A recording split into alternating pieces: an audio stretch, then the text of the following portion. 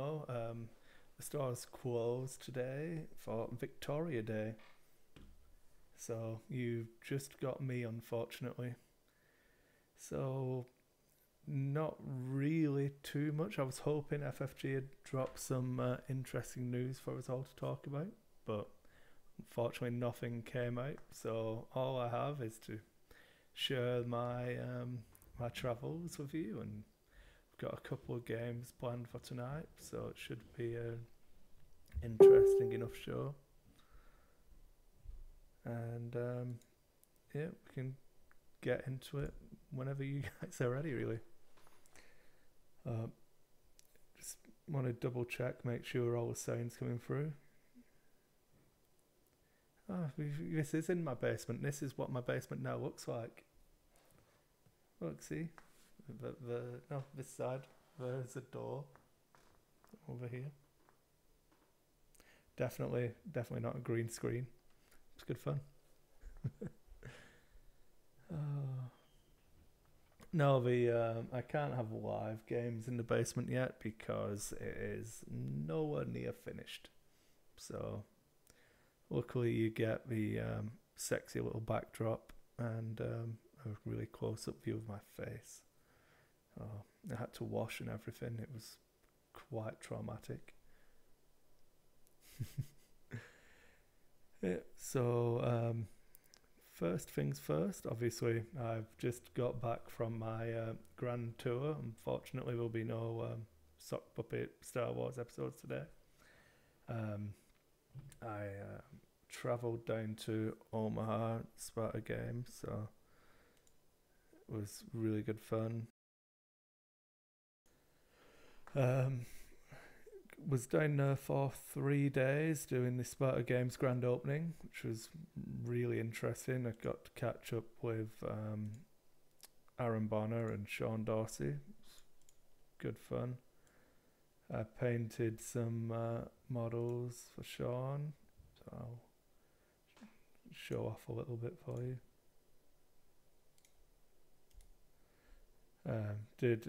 Started playing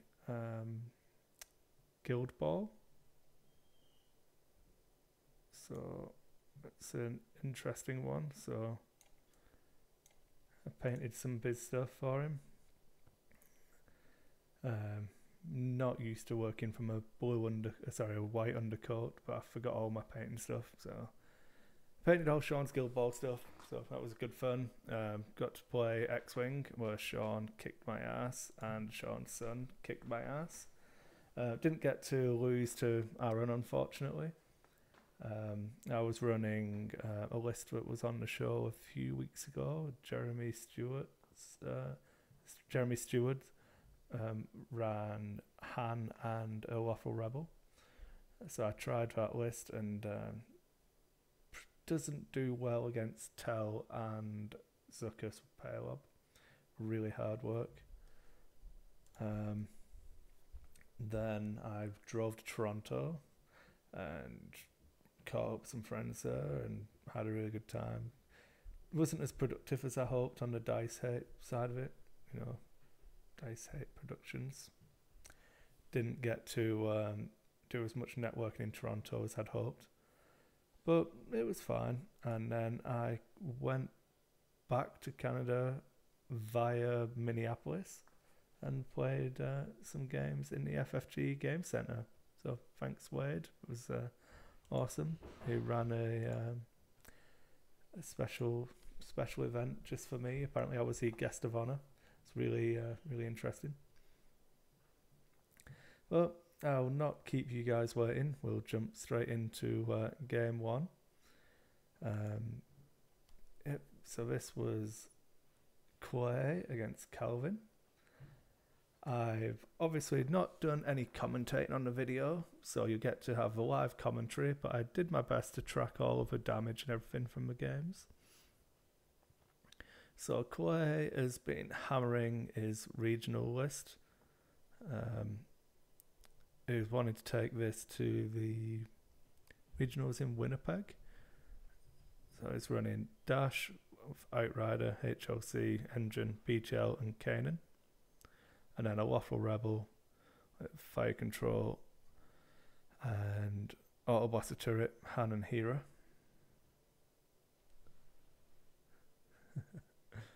I can start lots of rumors. I can't tell you any true ones though. So let's see if this is gonna work. So one of the things to note on this setup was that this rock here, Calvin placed specifically because he'd seen Quay's setup in a previous game, and it really blocks off the opening moves from a Waffle Rebel, and then Dash's moves as well. So that was an important part of a rock placement. And obviously Calvin has had a variation on his triple jump masters. He's tried to take Zuckuss as well. And I feel like Zuckuss gives you a better end game damage output. Obviously, it's always going to be throwing those 4 to 5 dice. I really should put some music on in the background as well. It's weird not having any background sounds other than my voice. Yeah, one thing I wasn't too keen on as well was this rock here. I would have gone with it more. Oh dear, I can't remember. In this area, just to try and prevent that opening.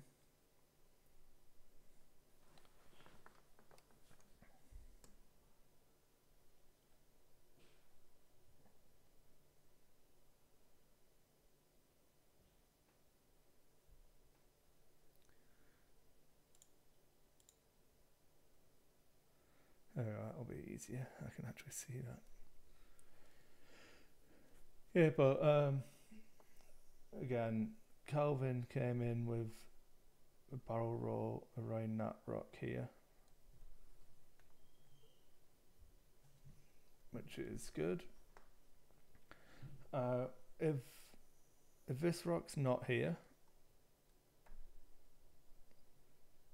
you can do the 3 bank with dash and position in this area. Whilst the Waffle Rebel gets to do, I would have done the 5 forwards, so the 5k into this area, land on that debris and just force the bump from Zuckuss. When the jump masters turn in here, you're going to be at range 1, so you're not going to be taking any auto blaster damage, any torpedo shots. But as I say, Calvin had seen the opening from Quay before and had placed that rock there specifically to counter it. I'm expecting, obviously with that wide open space here, you'd get the 2 bank and then the 3, or you can do some other fancy stuff. But basically you want to keep that firing line with those 2.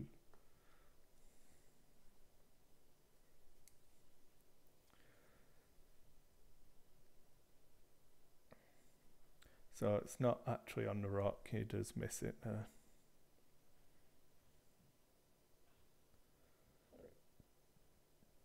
That's why you need to run through various different setups. If you only have one opening and it's countered by one simple rock placement, you know, it's a really big weakness to your list. And if you Clay asked for a workout, he wanted to actually practice for regionals, so I've got no problems with Calvin putting that rock there.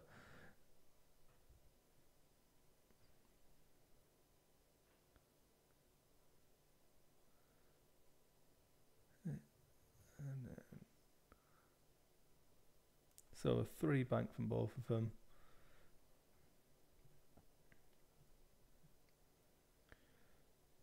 Then dash should move in. Obviously, that rock and the placement does limit where the where dash can finish. So it'll have to barrel roll off the rock.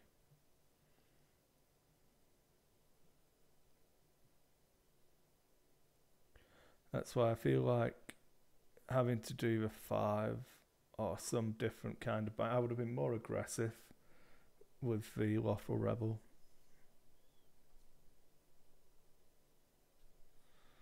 But obviously, dash is dash, so he gets off that rock. Right, any problems? And a boost. So, I don't feel like it's too bad of a matchup for Clay. But what he does need to try and do is ensure that he's getting shots from both of his ships on one of Calvin's ships.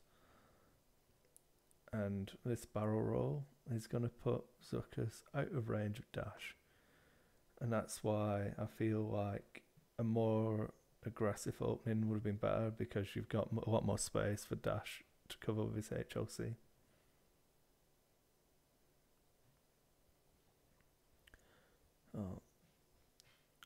Calvin here, it's first game with Zuckuss, he forgets to add in the dice.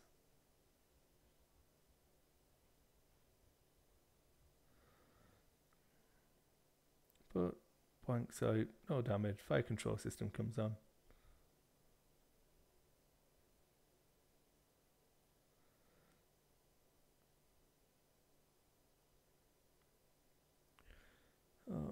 Lawful Rebel has initiative, so Clay has initiative, so Lawful Rebel will shoot before the Jump Masters. Then we have a sexy new dice tray, which you can order from Sparta Games. If you get in touch with Aaron Bonner at Sparta Games, he's got someone selling those. And that was a decent shot there. Takes 3 shields off Zuckuss. Now we'll check in the range. So we have the Iron Warrior Scout, just in case people aren't familiar, with 40k. So this one is the Iron Warrior.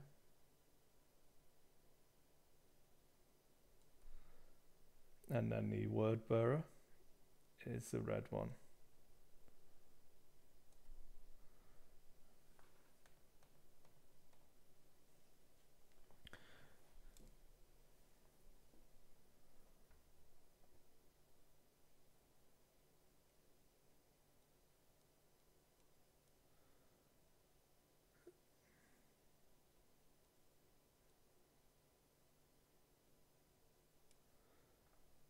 It's not a bad combination, but then you lose out on something else. Obviously, you're putting 3 points worth of crew with Han and Hera, so you can't have both of them and keep everything else the same. So you're either losing fire controls or auto blaster if you want Kanan on the Rebel and Kyle on dash. But it's something that could work.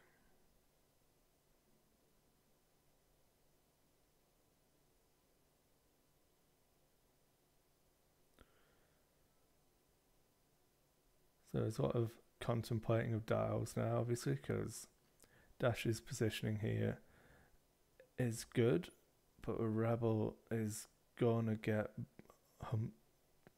clumped up in the middle. So I'd be expecting Dash to come round probably with a 3 bank to about this position, I believe it should be. And then barrel roll into this area here is the move I would go for. Try and occupy this bit of table. And then I just want to slam the Rebel into this spot here.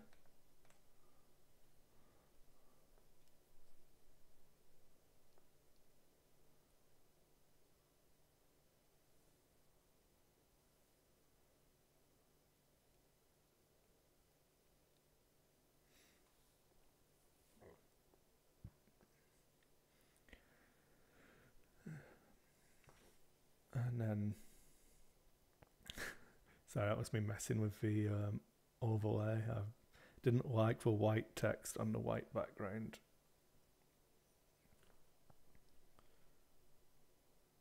Yep, so Rebel swams into a position we're expecting. A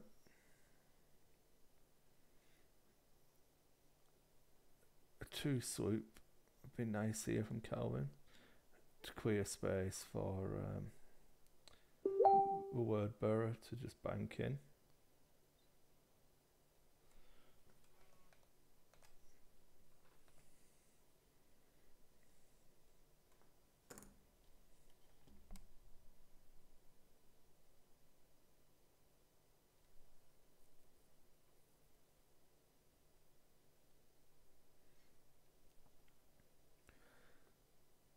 Yeah, it's almost like I've seen this before, or Calvin plays the moves you'd expect. So see what Quaid, let's go with dash here. Yeah, so the 3 bank.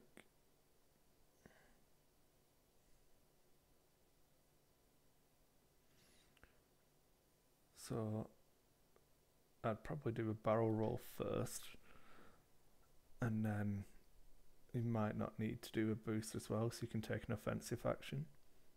But just get him out of range of the word bearer. So that's the red jump master.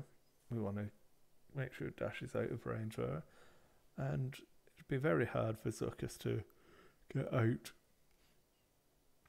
And remember, if Dash actually finishes on a debris, it's irrelevant.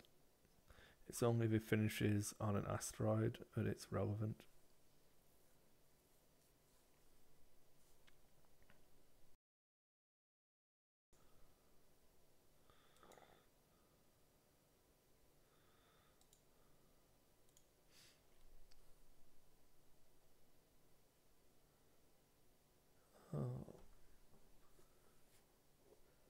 That was the barrel roll, and then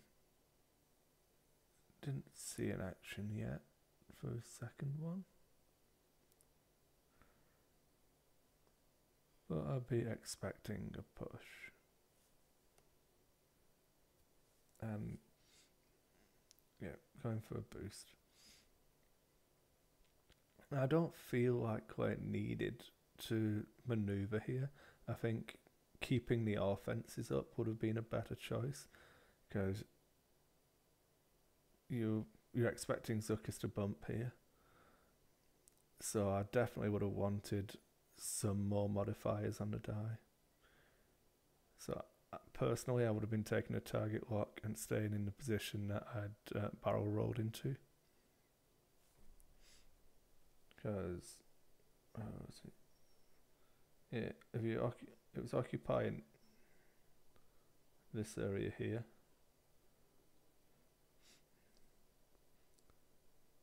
So if it's still in range for the Iron Warrior, the worst case scenario there. So a word bearer. So that would be a proton which would be wasted because it has to go into shields, because you've still got the 5 of them, which is on the Boba Fett ship. So I would have been expecting Calvin to take the shot, but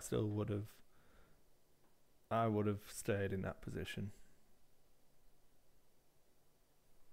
Unless the Iron Warrior's got a focus token, I suppose I can't see here.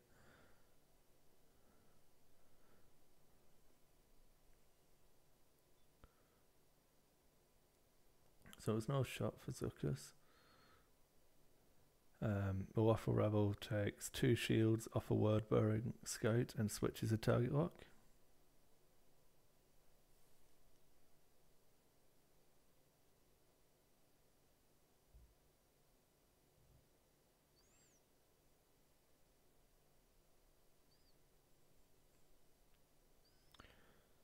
Another shield gone from a Waffle Rebel, and then the range 1 shot. So it spends the focus, acquires a target lock. It's from a word bearer. And he's deciding whether he's going to spend a target lock or not. And doesn't. He actually keeps target lock for later on. So 1 more damage goes through. 9 hull remaining on the rebel.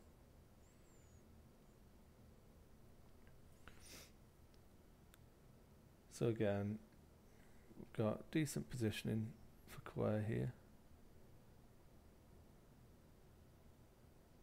The options I would go for is the 5k, because I'm a very big fan of it.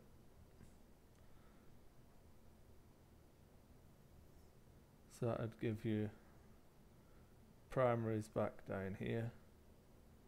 Makes it pretty hard for Zuckuss. And clears up all of this middle table. And then with dash, I'd actually break off this way.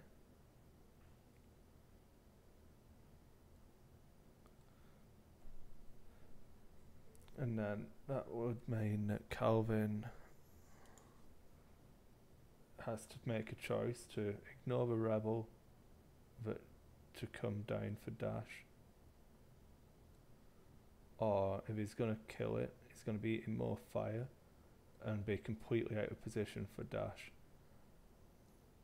And Zuckuss is going to be doing nothing useful in all of that time.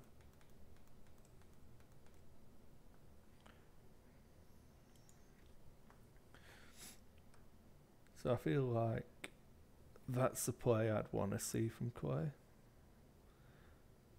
Give yourself a lot of table to exploit the U-boats.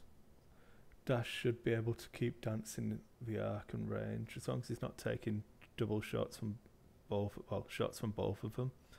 And we are the plasma down from 1 scout.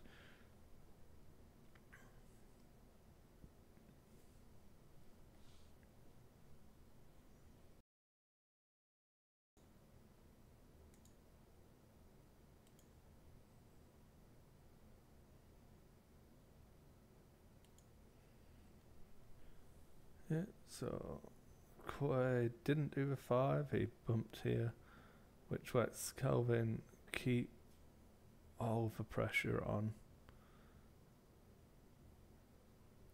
And you don't need to be firing the torpedoes with them, you get to save them for dash now because the scouts are in close.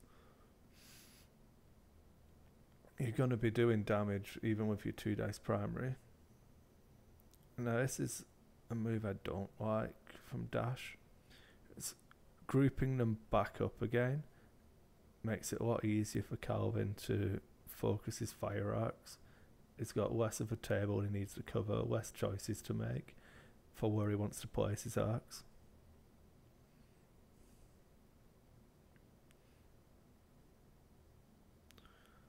But offensively it's an aggressive move, and Clay does tend to play an aggressive game.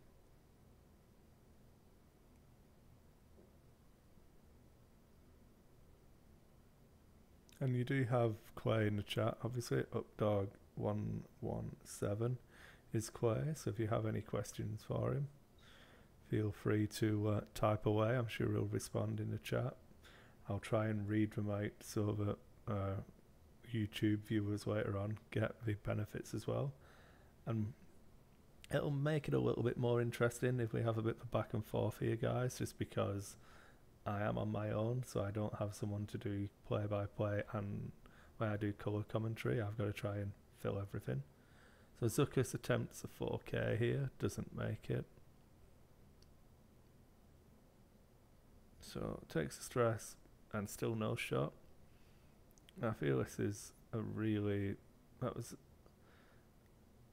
pretty bad play from Calvin. I would have preferred to see at least some kind of turn disengage with Zuckuss.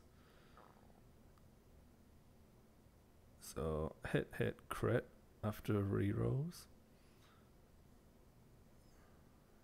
So Zuckuss loses 1 shield and 2 hull, and see what crit is.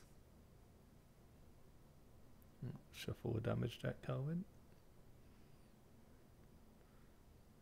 And it looks like it was a direct hit, I believe. Yep, Zuckuss goes down to 1.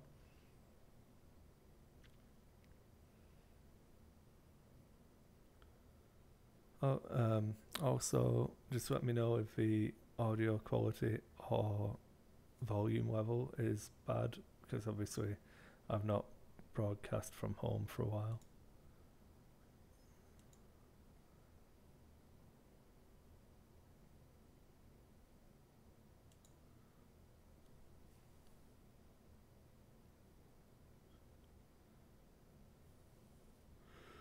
So this was the Iron Warrior shot on Dash.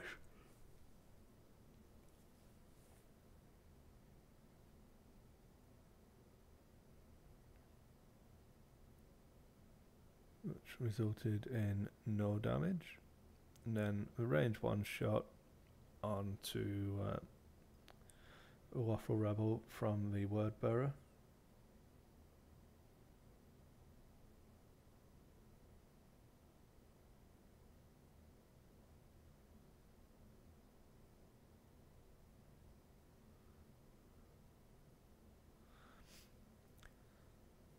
I feel like if you ignore Zuckus for too long, he'll do too much damage. Right? Calvin is overly aggressive with Zuckus here, and that's what led to him getting blocked up. And if you dialed in that 4K, like I say, it's all about where you position. I would have positioned with barrel roll back onto that debris field, and then you've got, from Calvin's positioning, he'd have to pick a direction to commit to, at which point you just run. So that's in response to Clay saying that he did have a 5K dialed in, but was wanting to get the blocks, which he did manage. He's obviously blocked and stressed Zuckus and blocked the Iron Warrior Jumpmaster, which is the silver Jumpmaster. But I feel like it brings his list too close together.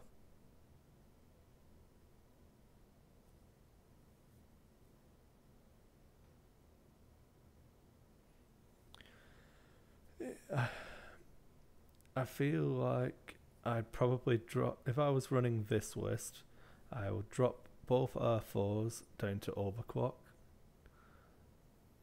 and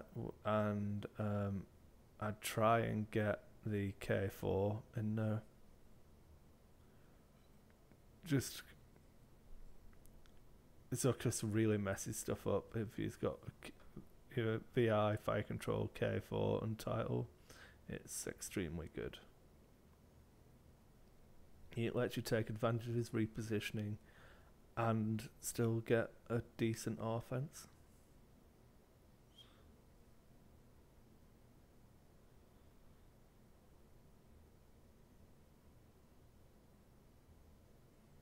So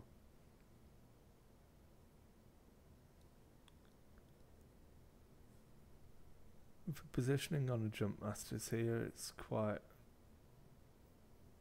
difficult now, 'cause if you do the 5K now, that's the part of the table that Dash is going to want to be flying into. So I'd actually be wanting to do a 4 straight Dash. I think should finish him about here. And then you've got all of the options in the world depending on where the jump masters have positioned. And if you do the 5K here, that option's gone. So I'd be tempted, by causing this bump, I would be tempted to just bump again. So I'd want to do the 1 forwards, which doesn't clear a diagonal base, stay where I am, and then bring Dash into that position.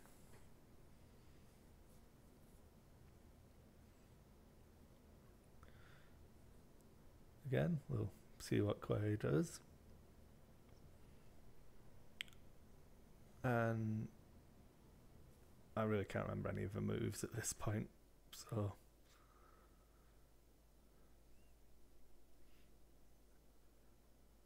one thing that causing these bumps did force Clay to do was spread his fire across Calvin's list, which It's unfortunate. Yeah, I feel like if you're gonna target one of the jump masters, you've got to burn it down, and it's something that Quay didn't manage. He's done enough damage to have killed one ship, but I don't know. It's quite a hard position. It's pretty obvious that the word bearer is going to do the 2 swoop. I'd expect. I can't remember if there's an asteroid or not, but maybe a swoop here if there's no debris in the way. Because I think there's an asteroid down here somewhere. And then Zuckus, you're just going to have to eat a bump because you want to clear your stretch. Maybe you can jump past him, do the 3. But personally, I'd be more inclined to take the bump. But okay, so does the 4, and yeah, it does bump.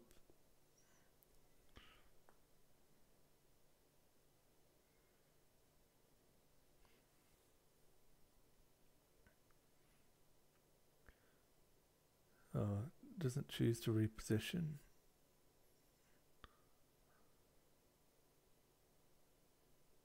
And it doesn't actually do a swoop, just goes for the left bank.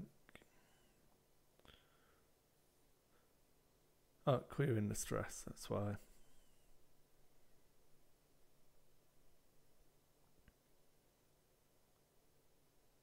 So it looks like he did the 3 forwards there. Yeah, it's a shame. I feel like if had he done the 4, he would have been able to barrel roll out of arc, which is irrelevant, obviously, for the actual shot. He's too close with torpedo, but I feel like that position would be easier to dance away from in later turns. But this is one of the things I was saying that obviously Calvin's got to do now, because of the direction Quay's gone. It's made it pretty easy. This guy can turn in next turn. This guy can swoop off. Well, yeah, he could swoop this way. No, but that's irrelevant now because Dash has moved. So this guy can actually do the a turn into this position and bump. Easily managed to establish a target lock on Dash because of the R4.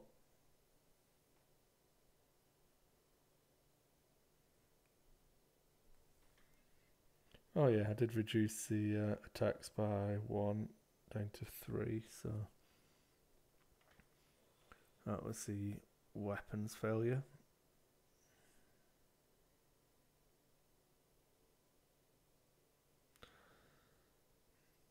I would have been pushing for double offensive actions with Dash. I wouldn't have from that position. I wouldn't have taken the boost because it's still not quite the angle I want. Had I done the 4, then I might have repositioned. But yeah, you can sit and be in a really annoying position.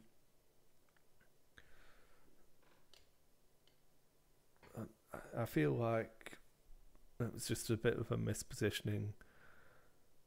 The Rebels not going to have a good time this turn. Calvin should be putting both jump masters into it.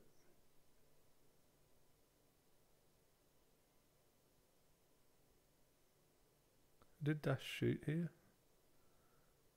I don't.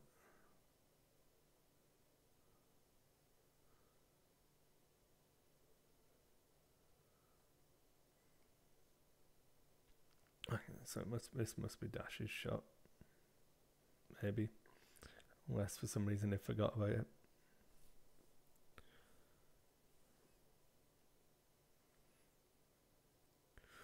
Oh, As far as Calvin's concerned, I would be putting all of my shots into a rebel. Just take a ship off now. I have hopefully still got 3 ships remaining.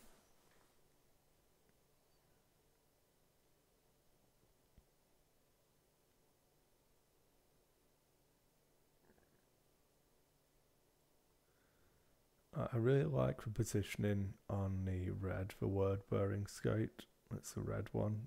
Just, it's got lots of options open to him. So that's auto blaster on Zuckuss. So Dash mustn't have done any damage. So Zuckuss down, 32 points to Clay. I honestly feel like it was a misplay by Calvin to be that aggressive with Zuckuss. I feel like in this matchup it would have benefited a lot more from just taking a slower approach and using him as an aggressive piece late in the game. It would make it a lot harder for Dash.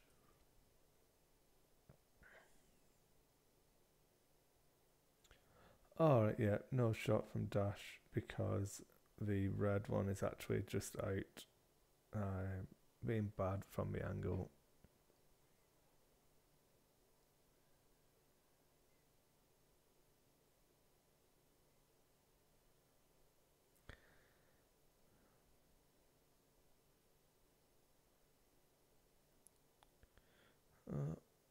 Down to 1 hull on the Waffle.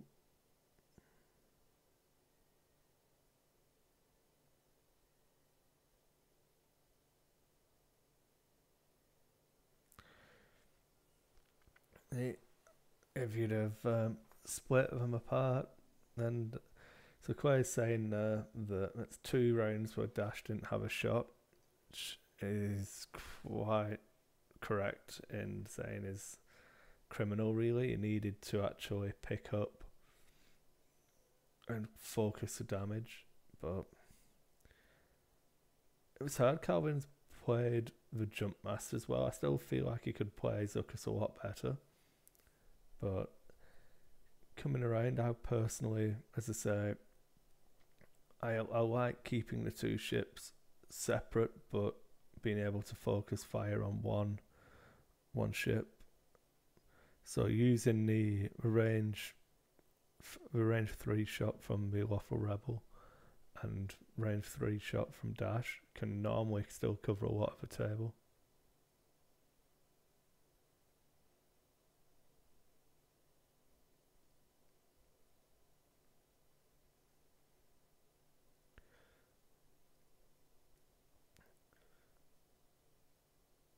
So I do believe there is a rock just in front of and slightly to the left of the Lawful Rebel. So you can't do a hard one to the left. As I believe I'd have put him onto that rock.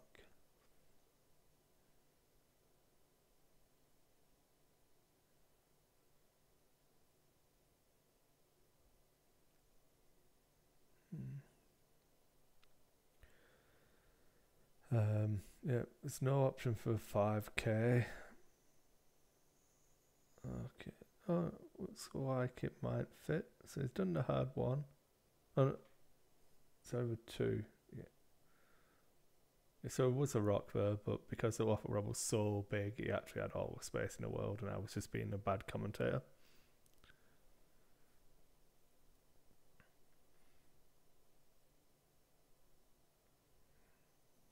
Again, I feel like it's going to be awfully tight. You've cut down a lot of Dash's manoeuvring room there.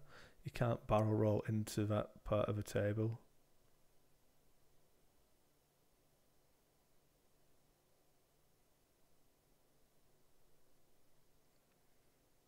Let's see what Calvin does. So the unsurprising 3 swoop.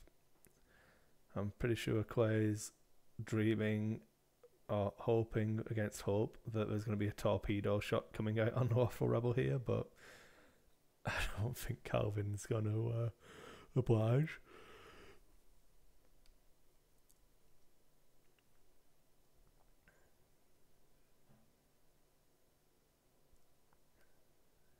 And then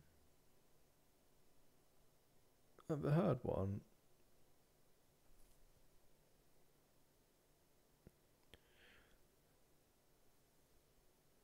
So it's definitely got a shot onto the Iron Warrior here, and it doesn't look to be in arc, so I'd be taking the target lock focus and going all out offense, try and get those shields down from the Iron Warrior.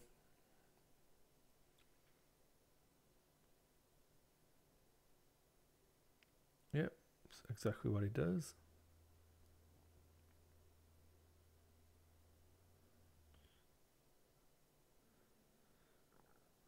The unfortunate thing here is obviously that both jump masters are in a tremendous position to actually keep Dash penned in for a couple of turns.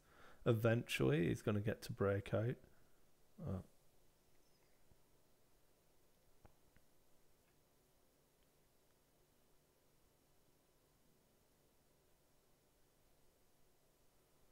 Okay, so no shot from a rebel. 2 hits there, which is not evaded, and rebel is dead. So that gives Calvin the lead with a respectable amount of health still left on those jump masters. 1 hit from the Iron Warrior onto Dasher.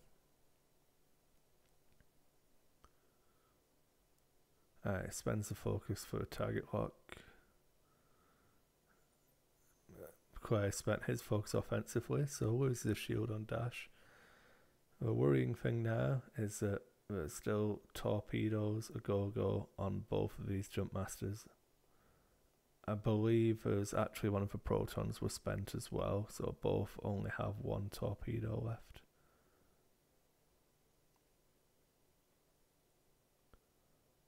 But it's still not a position Dash wants to find himself.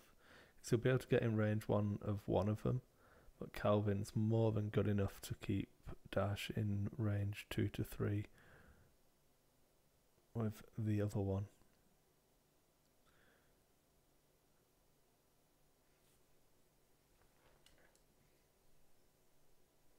So, for example, this guy just needs a nice gentle move forwards.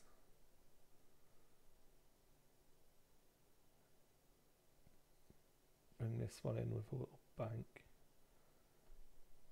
and try and occupy this space, because that will reduce Dash's options. I'd be expecting Dash to go with free bank this way, so it's probably, it's hard with the angle, but I feel like he'll finish about here, and then you get to barrel roll into this position and then boost. I feel like this is where you want Dash to finish up, colour that in, you know. I'm having fun, guys, you know. I've got my pencils to draw with. It's always fun. But we'll see where he goes. In fact, this one could, looking at it now, 2 swoop again.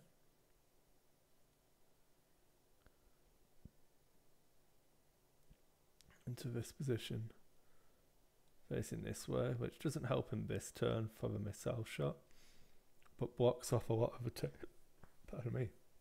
blocks off a lot of the table that Dash is going to want to occupy.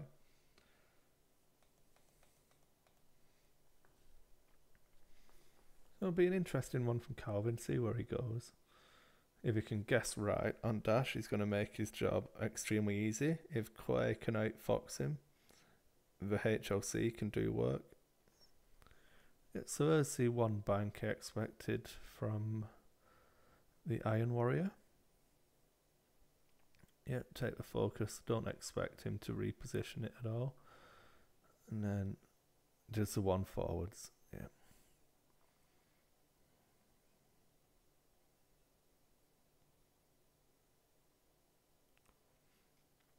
So Clay actually chooses to come into the table.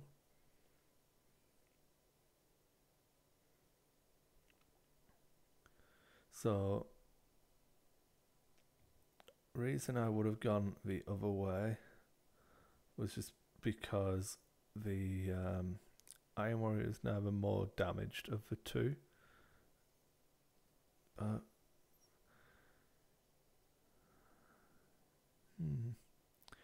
Feel like he's got a barrel roll here. Yeah, and he can finish the barrel roll. So, oh, it's gone offensive. I would have barrel rolled into this position and made sure. Oh.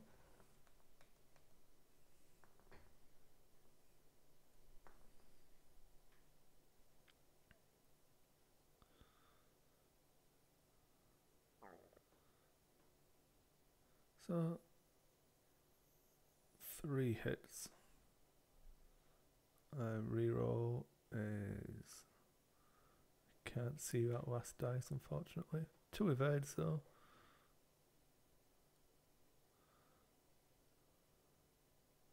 It's not bad rolling at all, though, by Calvin.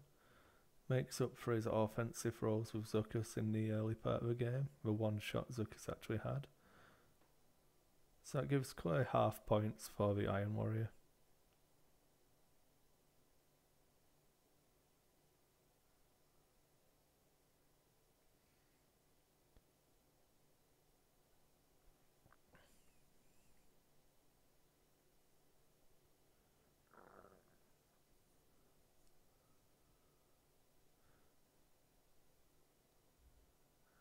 And looks like we're back to dial, so he must have been just out of range for the Word Bearer's torpedo.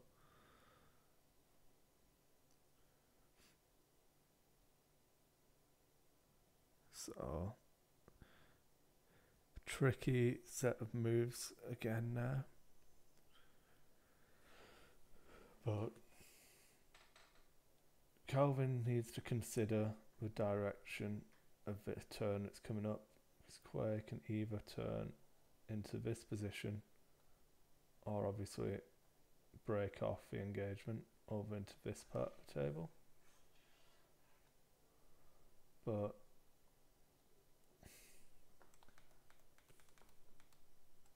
the Iron Warrior, sorry, the Word Bearer can just do a nice 2 bank finish just in front of that one and just occupy table space. This guy can hard 1 and occupy this table space, because if Dash does come around this way, he's going to have to then use actions to reposition to try and get out of this guy's arc.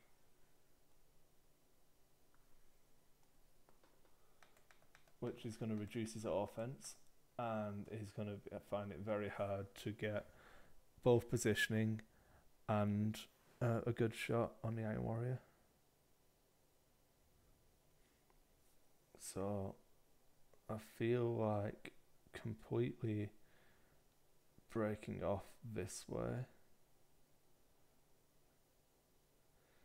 Maybe going for the 4, because that should definitely put you out of range, and then give you a double action to get the shot onto the Iron Warrior.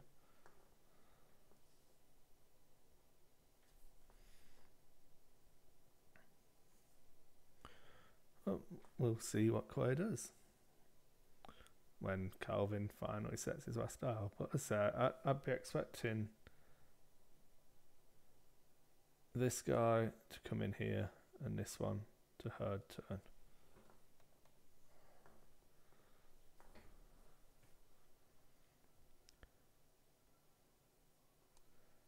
Hope you're all enjoying the drawing as well. If it starts getting on your nerves, let me know if I'm using it too much.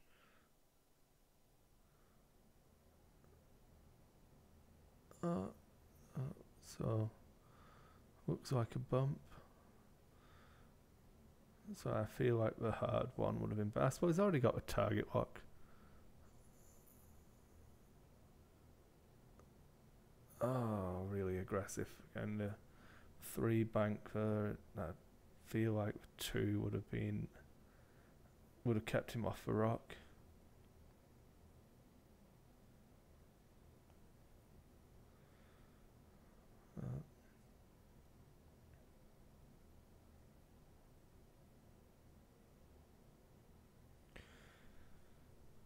So again, because Calvin's done the hard 1, so the hard 2 instead of the hard 1, he's not actually in arc now. So it's not the worst turn. So he still gets to go full offensive from that positioning.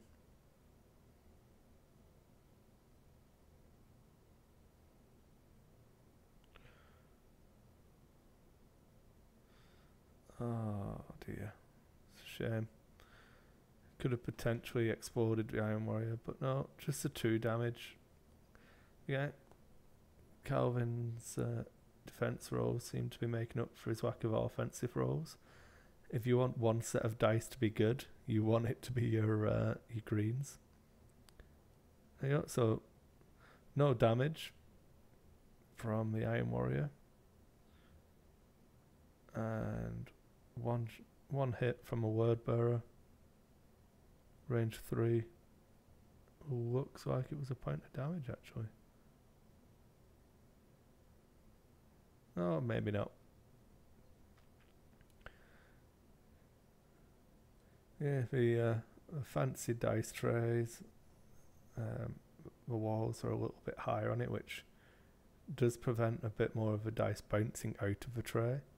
I say you can get them in any type of wood with different stains, and you can get custom logos on the bottom of them.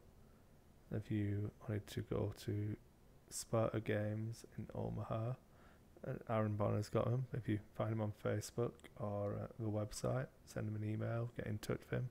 Sure, he'd be more than happy to sort you out with one.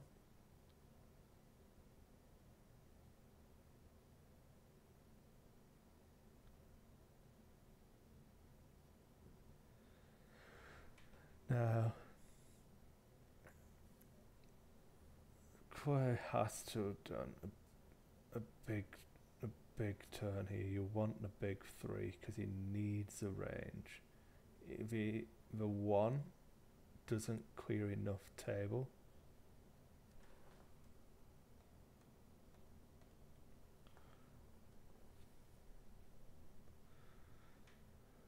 so we'll see what he's done.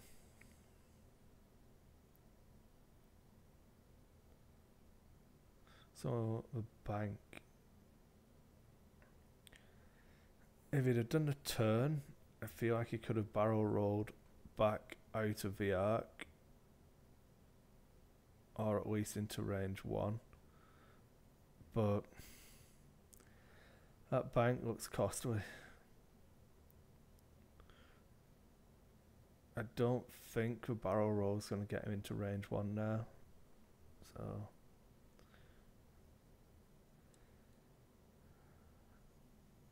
So double stack the offense and then just eat a torpedo shot, I suppose.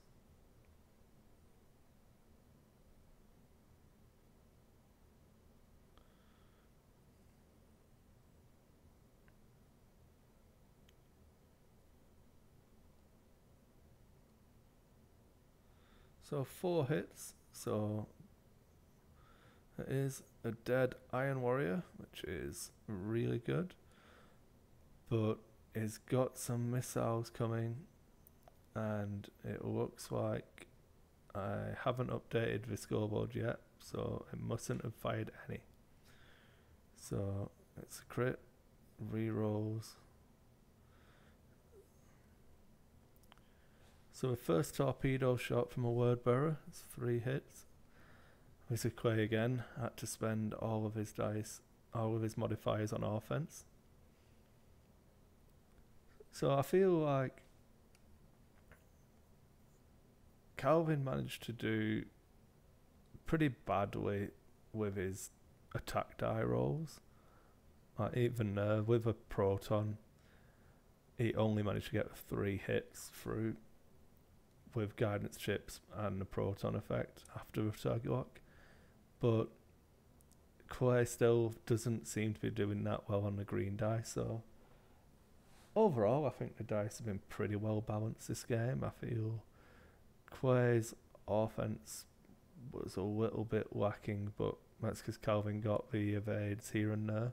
I think Quay just didn't get them. Obviously, that's part of the problem of taking a YV6. No, not a YV, sorry, a VCX 100 or a decimator. You know, not rolling evade dice doesn't give you the option to be lucky with your greens.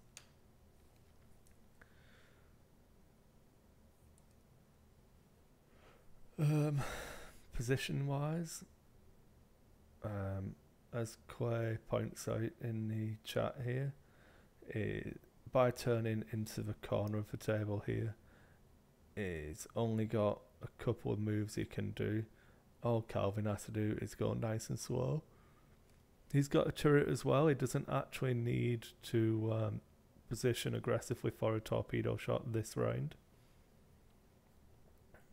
So rather than trying to force a shot this time, I'd use this turn as a setup. I'd do maybe a 1 bank here or a 1 forwards and just try and cover this part of the table. Take your focus action and that'll let you establish a target lock as a worst case scenario. Meanwhile, Dash is more than likely going to be doing either the hard 3 or a 3 bank.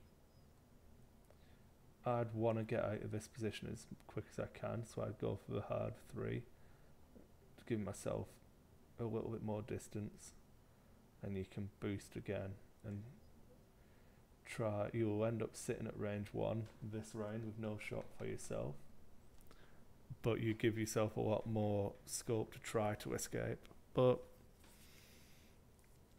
it's hard. Maybe if you want to just hope for a shot, you can do a 1 forwards.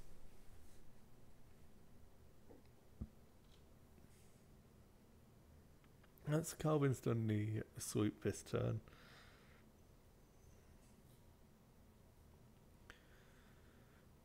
He's definitely got enough room to swoop again next turn. Yep, so that blocks a lot of a repositioning.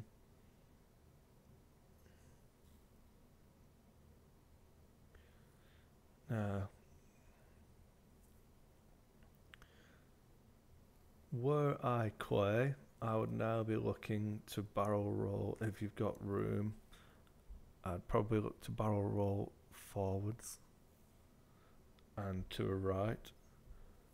You could look at going back and left and then potentially even boost to give yourself the table to run into. But you're never going to actually escape that jump master, so you're going to be taking another torpedo, but at least you'd be giving yourself a table space. If you can get ahead of him, you should have a better options, because as soon as you're pointing diagonally across the table, so he barrel rolls into this position, then boosts into here. He's got all of this table open to him, and Calvin then has to account for all of those moves, including the repositioning. As it is, I feel like he actually positions to here.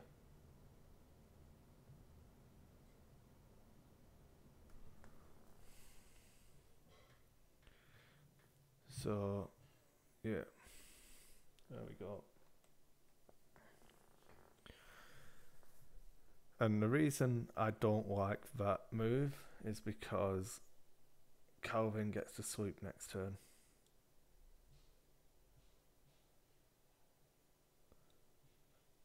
And cover all of this position with his firing arc.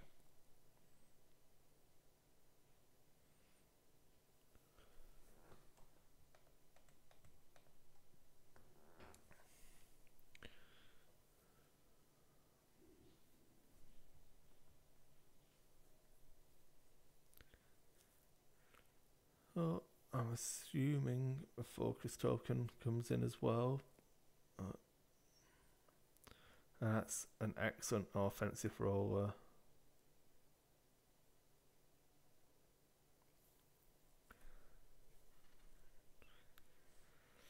I'd probably say that roll swings it into Calvin's favour massively.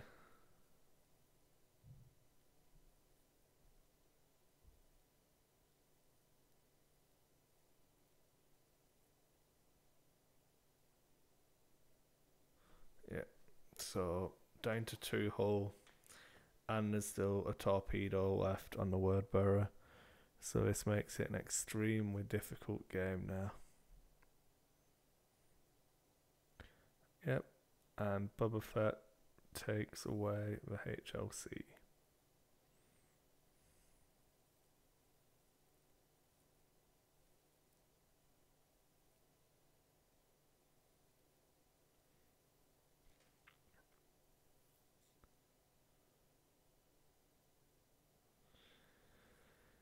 It's a very tricky game for Quay now. Calvin has a torpedo. Quay doesn't have a HLC, and the word bearer still has 5 hull and 2 shields.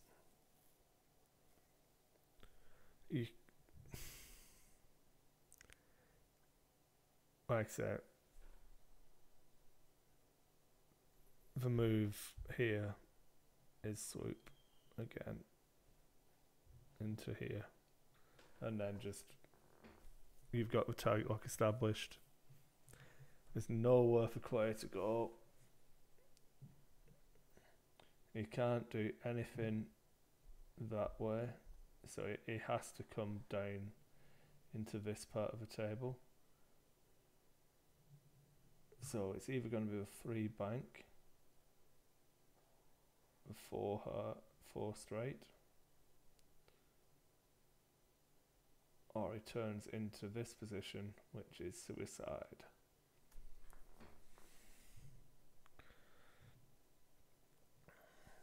As I said, this should be Calvin's arc right here. Probably a bit wider.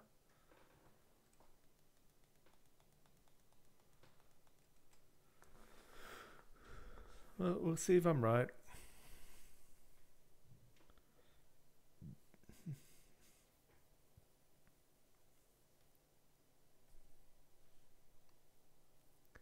I'm tempted to put music on in the background again, but then I'll get hit for massive copyright stuff when we put it onto YouTube. So unfortunately, you just have to put up with the awkward silences while Quay thinks about which part of the rock or hard place he wants to finish between.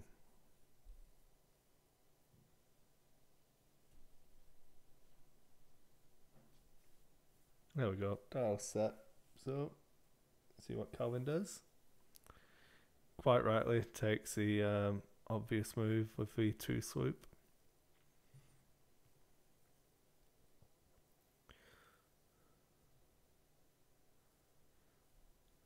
And Quay chooses to go out on his sword.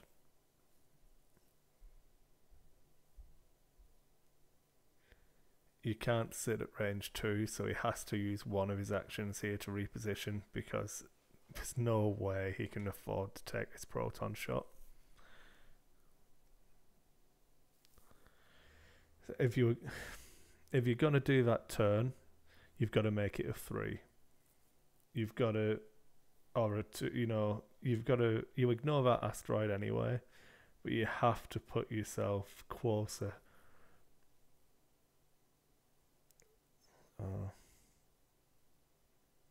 We'll see how it goes.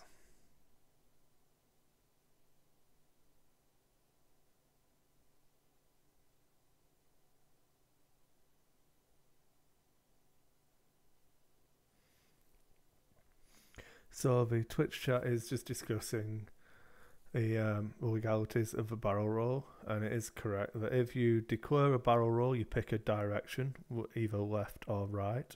You do not pick left and back or left and forwards. So if you have the option to go any part of a barrel roll, you have to complete it.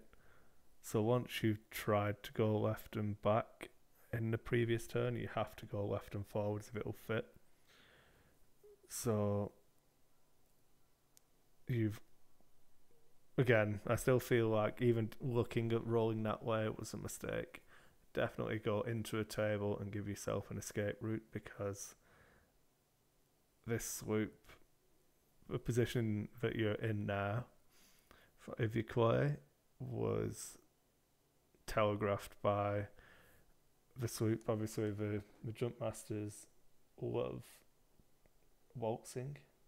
You just go here and here, and then next turn,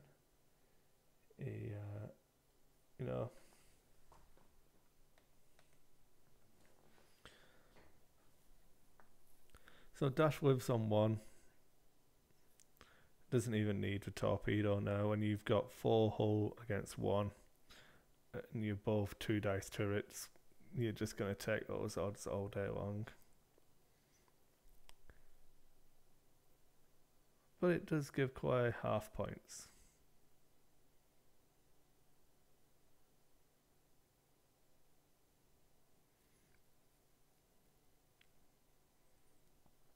Yep, so I believe I'm at this very moment telling Clay that he can kill Calvin here if he gets the 3 crits. Was not to be. So yeah.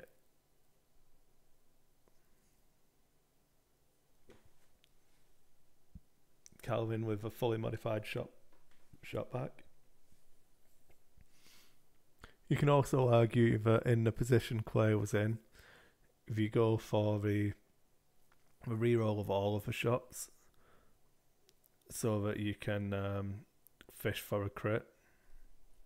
Oh, there we go. So that was that game. Looks like I killed the recording. But as you can see, Clay did not survive that, unfortunately. It was a pretty bloody game. I feel like Calvin misplayed. I suppose I should sit back up, stop slouching now. Oh dear.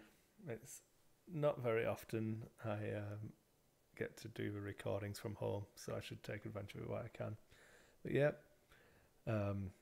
Calvin definitely played Zuckus extremely badly in that game. I feel like, having seen what Zuckus can do from a few stream games and played against him in Omaha, is horrible.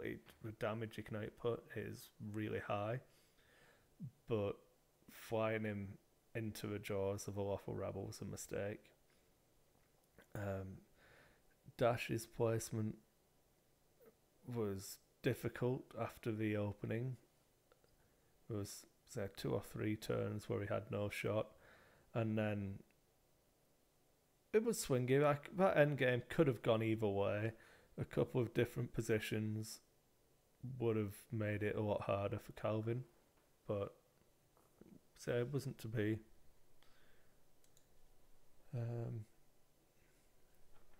Any questions on that game, guys? Like I say, you've got Clay in the chat as well, so now's the time if you actually want to ask him about anything. I suppose I can actually take these off because I don't have any side tone on them, so I don't need to be wearing them. That was why I was setting the sound up earlier. Okay. let's have a look what's going on for some X-Wing news. So if you want to do a bit of a forum rundown, we have a can Juno Eclipse do a full bank? No, she can't. A Reddit rundown. So we've got a double lawful Rebel and Y-Wings takes regionals in New England. Let's have a look at that one. So it was 91 players. There were 37 people running Empire, 32 people running Scum, and 22 running Rebels.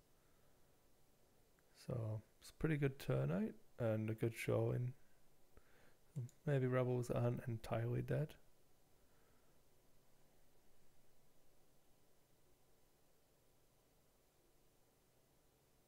So Quasi's coming to know a couple of turns where he tried to do an unpredictable move, but put himself in a bad position for following turns.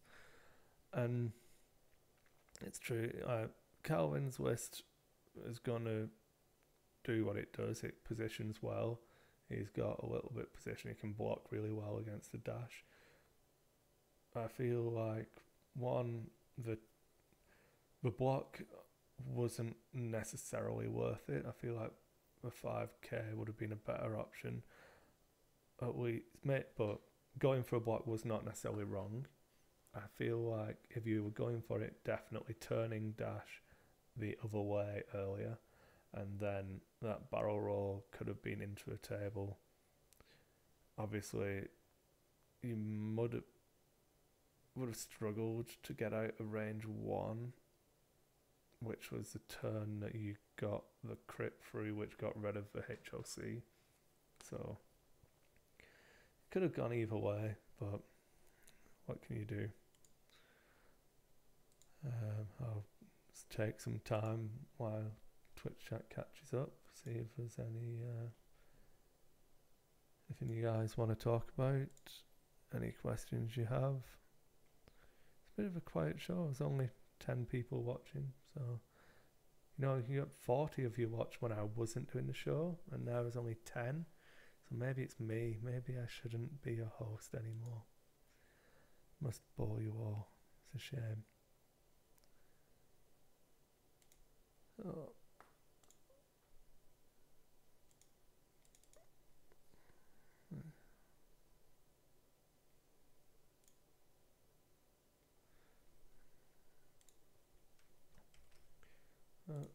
There we go. And for all of you Imperial players, got a new t-shirt.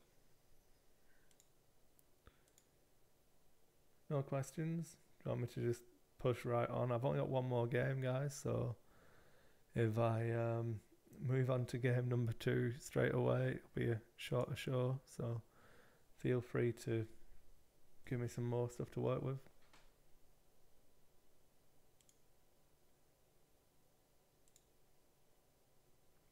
Yep.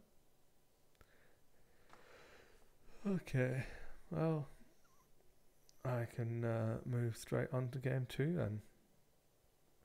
So for game 2, you have the joys of me commentating on me, which is going to be pretty novel, not something I've ever done before. And I play against Ian McDonald. So this was the first time I've actually played against Ian. So I know he's a really strong player. He won the Sentry Box Star Championships, got second in the regionals, got second in the Myth Games Star Championships. And this was one of the interesting lists that we'd spoken about in the past. I really like Ian's list, to be honest.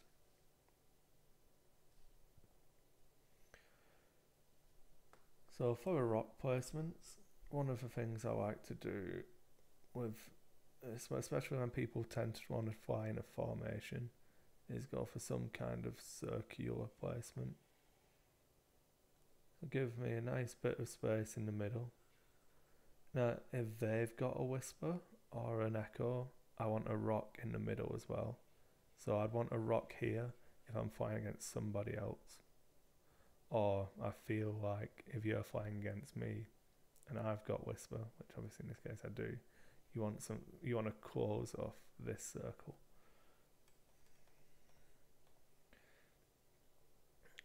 But against Ian's list here, I know that if I give him all 4 ships to shoot at one of mine, the chances are that my defences will fail. So I just want to have a nice spread deployment. So Juno's about here.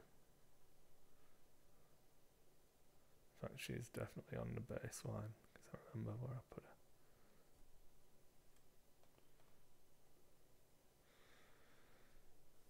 her. And Kris, remember to turn the dice cam off so you can actually see what's going on. Off of a handshake, you know. So for my list, I'm running Whisper with Fire Control System, Veteran Instincts, Advanced Cloaking Device, and a Recon Specialist. So not quite as defensive as a Sensor Jammer, not quite as offensive as Callus, but a good mix for Whisper. Comes out at 42 points, and then the interesting part of the list for me is Inquisitor with Adaptability, V1 title, and auto thrusters. So 28-point Inquisitor, extremely cheap for what he can do. Pilot skill 9, got action economy with a target lock evade, and auto thruster platform. I think it's a bargain at 28 points. I really, really like it. And a Juno Eclipse with Adaptability, again up to 9, and an X1 title and Advanced Targeting Computer. I contemplated giving Juno the Timac 2 engines just for even more greens, but I don't really think she needs it. She's not double actioning with PTL or anything like that. So I went for a 1-point initiative bid. There's not really anything I want to spend that point on. So I'm quite happy. If it was any other ship than the Inquisitor for a range 1 all of the time, I'd have been tempted to throw an S-thread tracer on, which is what Ian actually does with his Catolichos. He's got tracers on there. So for those who haven't seen it, or we have done it a few times now, Paylob with a cloaking device, TLT, adaptability goes down to 4. Cato with chips, traces, and adaptability goes down to 4. And a higher gun, TLT, and unhinged gives you, and it's BTL A forward, which I forgot to put on the overlay, but it is a locked turret. And this ship doesn't have the stress capabilities, but it still outputs a good amount of consistent damage against a wide variety of targets. Not the best ship to take against aces, but the Bumpmaster and Cato can help it a lot.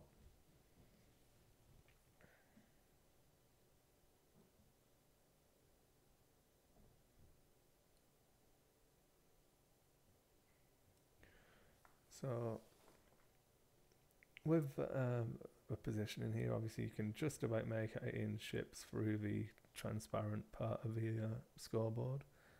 I can't remember if they turn it off or not for this part of the game, but Ian sets up in such a way that he gets to barrel roll the Bumpmaster in front of those ships. Yep. And again, it's an opening I've seen him do a few times. It's one of the, shall we say, advantages of commentating on people's games a lot. Ian's a good player, so he gets to see it a lot. And then the Hawk comes in behind and is going to take advantage of a cloaking device.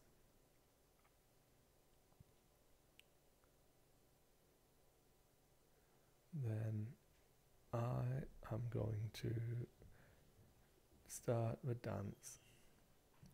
So my thinking with Inquisitor here was that I didn't want to commit to the hard one turn straight away, or the hard turn straight away, just in case Ian had actually followed through and come in this direction.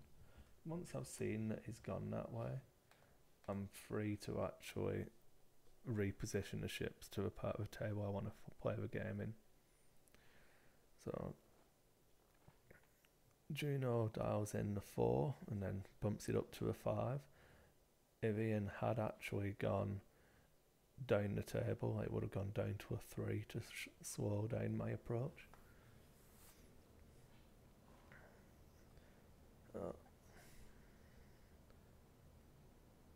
I actually want to get as much movement forward as I could, so I take the barrel roll forwards.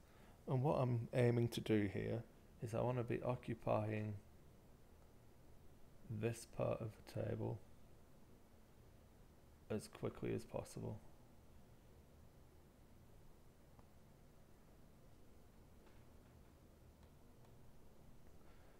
Because I want Juno to have the approach through this part of the field.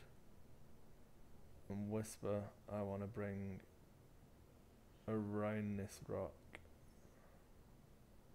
whilst the Inquisitor comes around, and theoretically, if I can pull it off, I want all 3 ships to be occupying this part of the table, and then Ian either has to bring his entire list around this rock or turn in.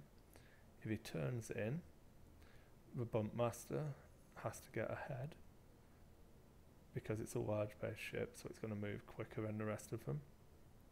If he comes around, I can then start picking off stragglers at the back.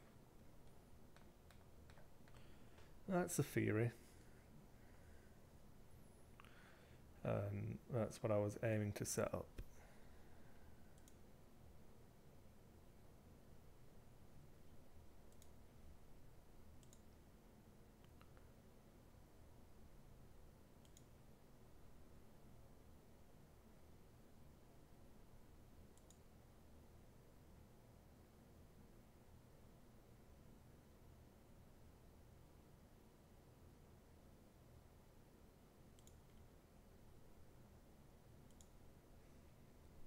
So I almost forget to place Juno's dial here. But and there's Calvin being nosy, checking what move I put in. And Ian does not turn off the cloaking device. I believe he rolled a blank for this one.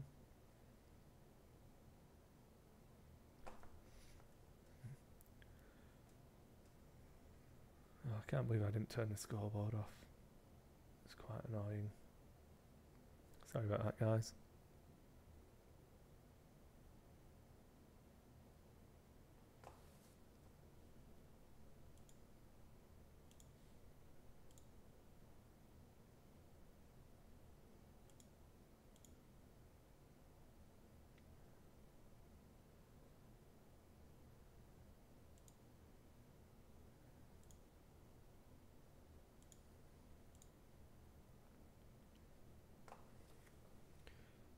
So, Ian's a very deliberate player.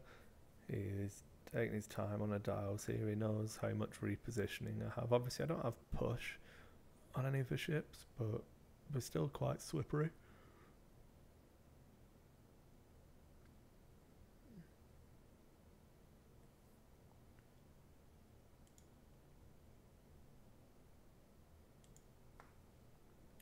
So I'll take the time to try and do a little bit of self-promotion. If you guys enjoy what you're seeing here, I get the decloak, Ian chooses not to decloak. Yeah, if you enjoy the coverage that we put out, obviously I'm actually going to be starting doing all of the YouTube videos, half done now. There's going to be a lot more content coming from the Dice Hate Productions. Unfortunately, it's not cheap getting into this kind of production. Having to upgrade the setup for the microphone, obviously the tablet to do all of this nice drawing. The green screen obviously doesn't come cheap. There's still stuff I need to pick up to get the quality I would like. So please, if you enjoy what you see and can spare $1 here or there, go to www.gofundme.com/dicehate, and it's entitled "Stop My Wife from Killing Me." It's quite apt.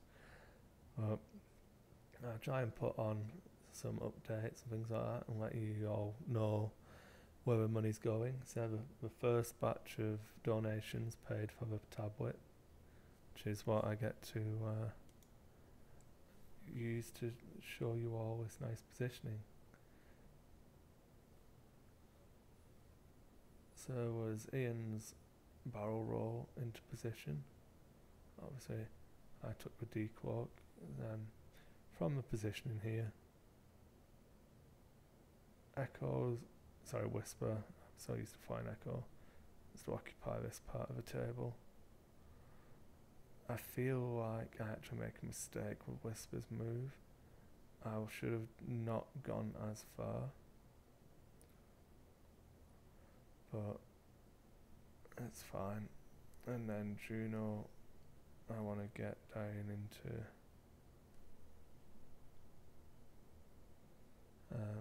this part of the table. And the Inquisitor, I can't remember what I do. I want to say that I come down here, but I've got a horrible feeling that I turn in and end up like here.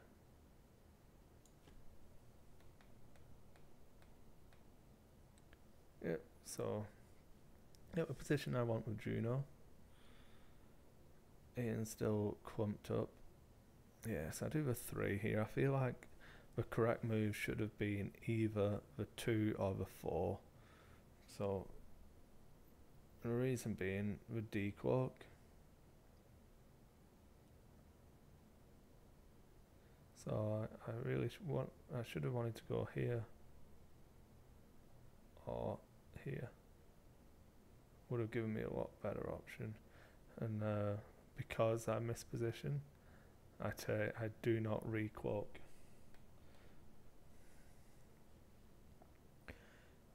So this was just a game that we played yesterday. Trying to get some games together for tonight's show. It's a regional practice. I'm looking to go to Saskatoon this coming weekend. This is the list I'm looking at running, so. And Ian does not turn his cloaking device off again. So that's good. Obviously, going to dials. Yeah. I really enjoy flying this list. I think I'm 6-1 with it at the moment. Let you guys figure out where the 1 comes in. Whisper has to do a lot of heavy lifting. Juno's tricky. 29 points is a large enough investment, but you expect her to do damage output. But she's mainly in to be a really tricky, slippery ship to try and pin down.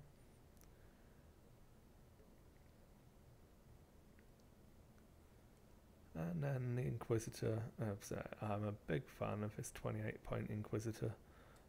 I understand why Push the Limits is the preferred build for him, but 28 points for a ship.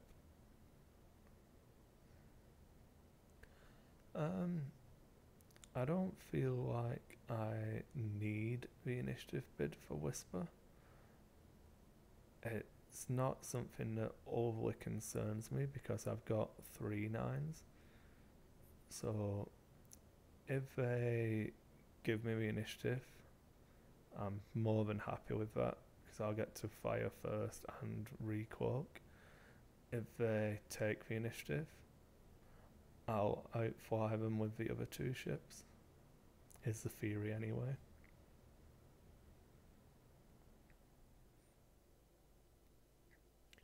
But yeah, it's not something I'm overly worried about. I'm tempted by when the Defender, the Imperial Veterans comes out, that Juno may disappear and get replaced by a Delta Squadron Defender.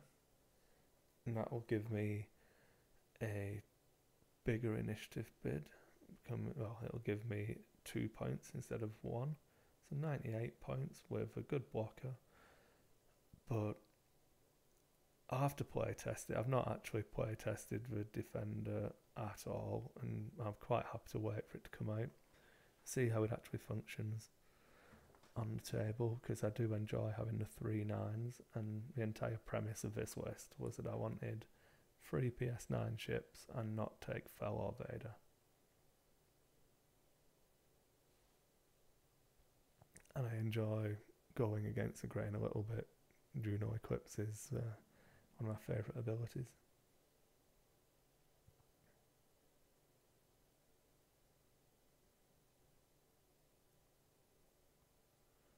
Yeah, but I'm going to test. As much as I like Juno, I understand her weaknesses extremely well after playing her so many times, especially in this form. And I feel like a Defender with PS1 Defender with X7 could be just as annoying, if not more so, and comes in a lot better for blocking, because against an Aces matchup, I actually use Whisper to block and line up shots for the other two. If I can free Whisper up to be outputting the damage more again by using the Defender for blocking, it could be a lot more threatening.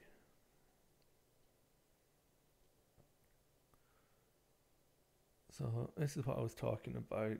By turning in, the Bumpmaster is going to isolate itself,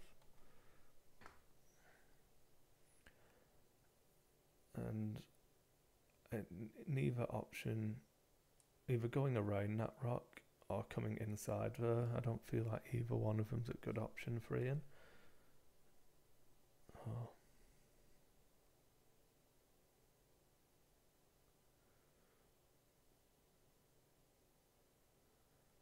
And then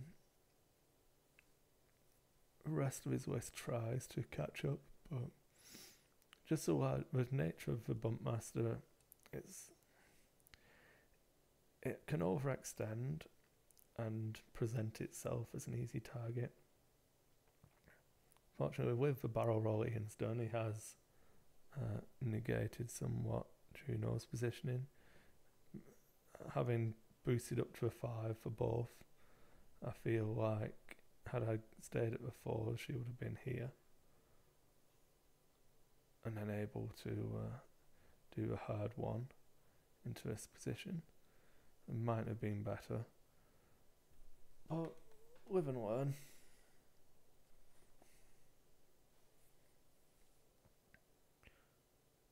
Yeah. So that actually fits, but makes me a bit of a sucker for next turn.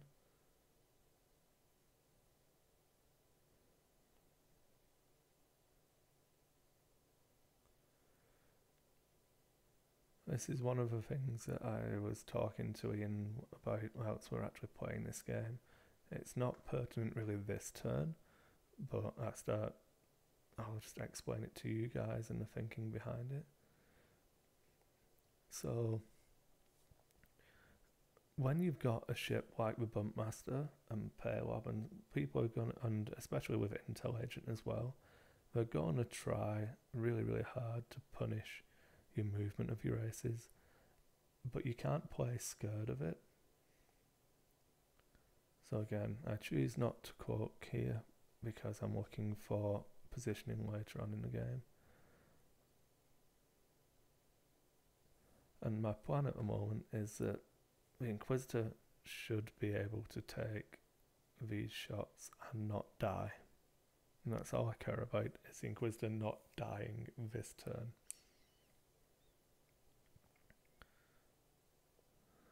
Massively out of range for my target lock, just being facetious. I'll take the evade anyway. So my worry for next round is that I want Whisper in the fight. I need to, well, my plan is to burn down the Bumpmaster before before the rest of his list gets into fight. So I'm just checking the range there to see that I am going to be actually taking shots from the TLT, which was disappointing. It's going to be 4 dice, but I take my shot on the Bumpmaster and get 0 damage. So it's not a problem. Range 1 shot, no modifiers. So Ian checks here.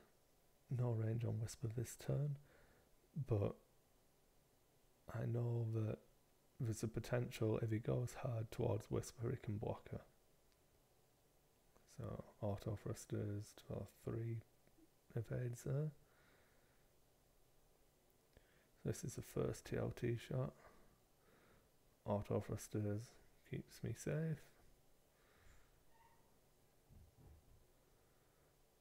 Second TLT shot, spends it for 3 hits. And luckily I get 3 natural evades. So Inquisitor not only actually lives with 0 damage taken, which personally I feel balanced out my lack of hits on the Bumpmaster from the Inquisitor's shot, but Ian wasn't best pleased with.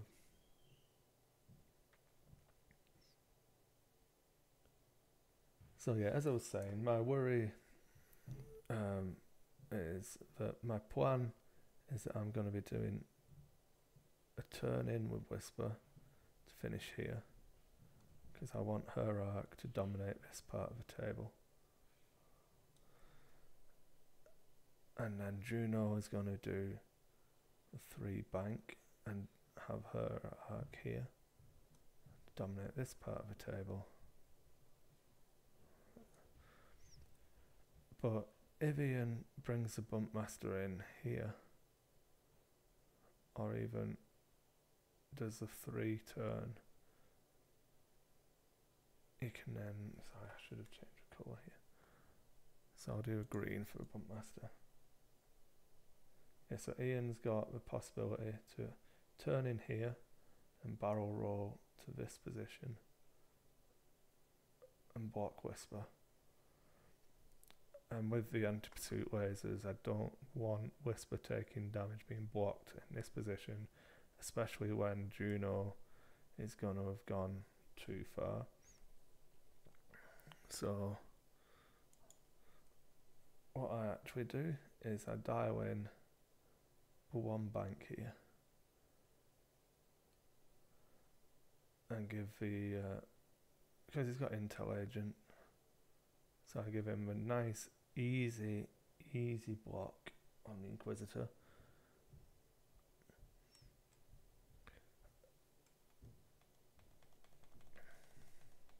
In the hope that he leaves Whisper alone.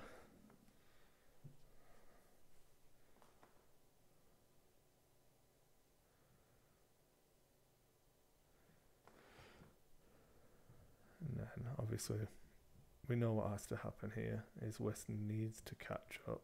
So I'm expecting forwards, and a bank by these ships. And some form of turn in here. I'm just hoping that it chooses to reposition this way, because it can then force extra shooting on the Inquisitor. So I'm hanging out Inquisitor a little bit, but it's because I really need to look after Whisper. I do not want a Bumpmaster in a position blocking this entry, because not only do I not want to bump this turn, but I want to be able to decloak into the thick of the action next turn. So that was the one worry I had. Because if Ian blocks up this path, I'm turning in. So even if I don't bump, if he's in this position, I need to recloak, and then I need to decloak back here, and then come all the way over here to avoid the bump, which just massively takes out so much of the potential. Like, if Whisper's firing arc's pointing this way, that's just an entire waste of time.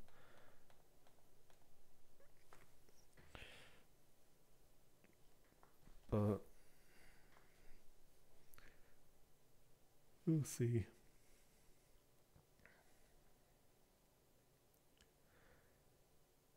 And eventually these dials are going to go down. But when you don't have as much repositioning on the ships, it's harder to pick where to put them.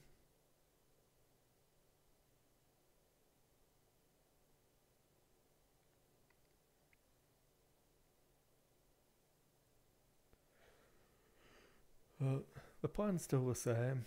I want to pick a ship and kill it. The way I like to fly this list is that I like, similar to when I used to fly the 8-tie swarm and trade out a damaged ship and offer you an easier shot, a better shot on an undamaged ship. I'm happy to lose a shield here and there, have no shields on Juno, anything like that. It doesn't really bother me. I'll present you with a better shot on a different target and just try and give you some hard options. So there we go. Ian did Intel Agent the Inquisitor. That's the only option he had for it. So as the turn I expected, it didn't go too hard. So he does get to barrel roll back in. And that's what I was saying. I was quite happy. If you look at a position here, that was the edge of his ship. So he could have barrel rolled into this position here. And that terrified me. Because I lose Whisper's offense for at least 2-3 turns as he gets to reform his lines. But presenting him the block on the Inquisitor, there we go. That was me explaining why I was happy that had happened.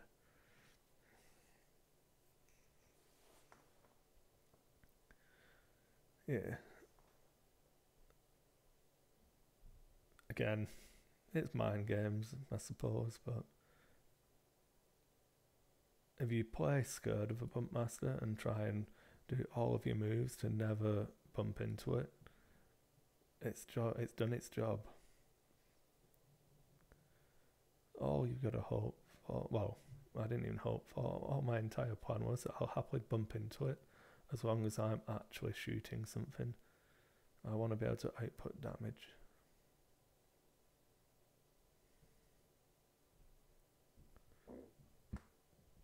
And you got to remember that with Paylob, you're not going to have a defensive token anyway. So even if I bump, even if I hadn't bumped, Paylob's going to be stealing my token. So my defense is no worse. And luckily, the anti-pursuit lasers did not damage the Inquisitor. Yeah, so Ian's just having a look now.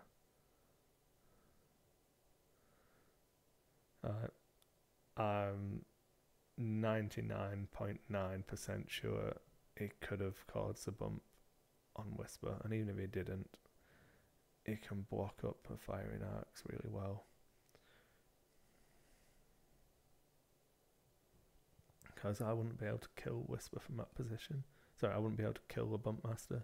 So, and I can't decloak forward, so I either have to remain decloaked, which is never a good idea, or completely change my path. So you can see what my priority target is this turn.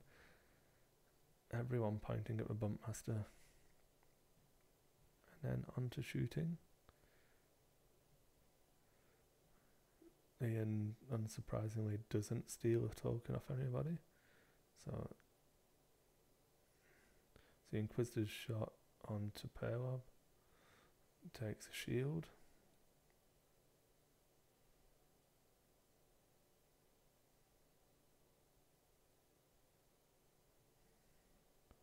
So range 3 onto a Bumpmaster. I was crit.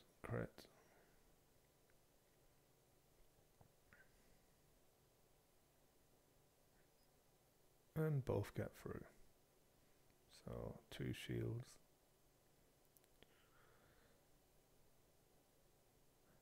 And range 3 from Whisper.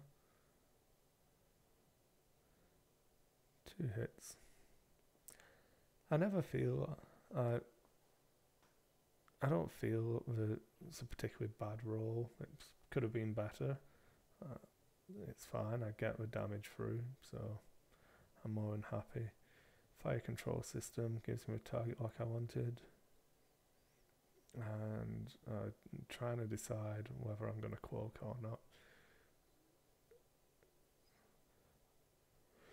I go for it in the end because I know that the Bumpmaster is going to be targeting Whisper this turn.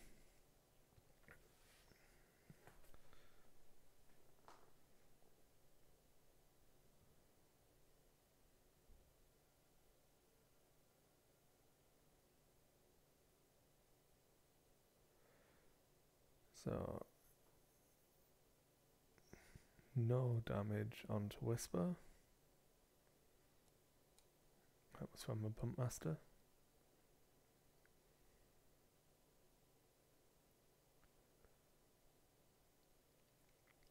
And I believe we do the Y-wing shot. Oh yeah, this is, I have to remind Ian that once you activate a ship, that's the only one you're going to check arc and range for. He was just messing around with his new laser pointer, he'd not used it before.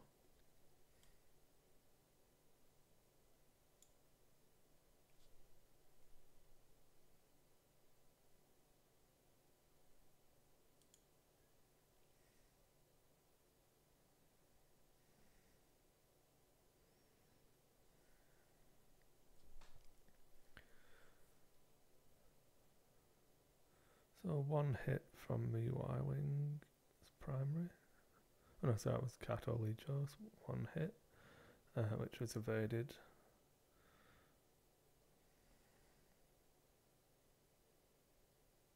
One hit from a Y-wing, which was evaded. This is all on the Inquisitor. So the first TLT shot is 1 hit, spends the focus for 2. Inquisitor range 3. So auto thrusters keeps him safe. The second one is 1 hit, which I blank out, but auto thrusters does enough. So I know I will let Ian finish his shooting. He's got Cato's shot here.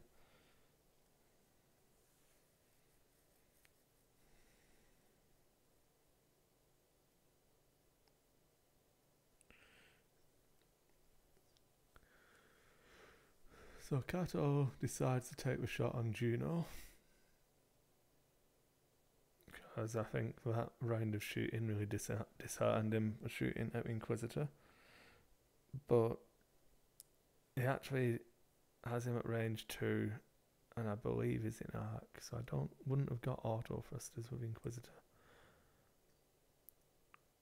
But Ian was saying that my evade dice were awfully good in this round. And I feel it was more of a lack. Well, auto thrusters basically did all of the work.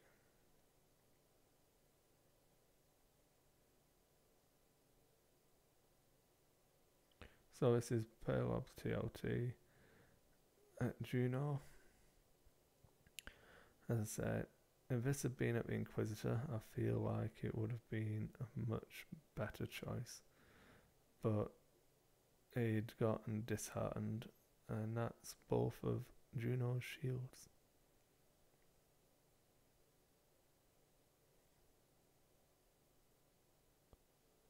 Some reason I only gave Juno 2 hull. That's obviously a mistake.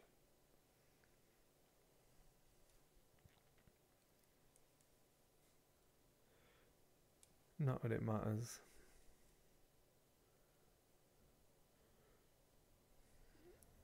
So now I've got the position I want.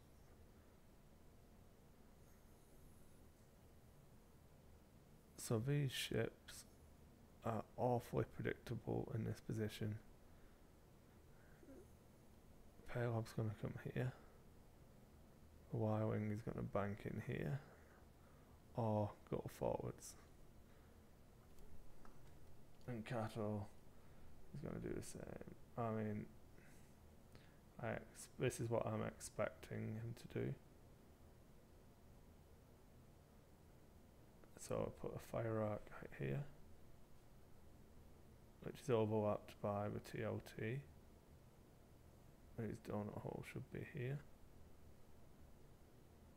I have this one. He's going to put the donut hole firing arc right here as well. And then the bump master, I'm expecting to try and stop Whisper from getting into fight. So I'm expecting the hard 1 here.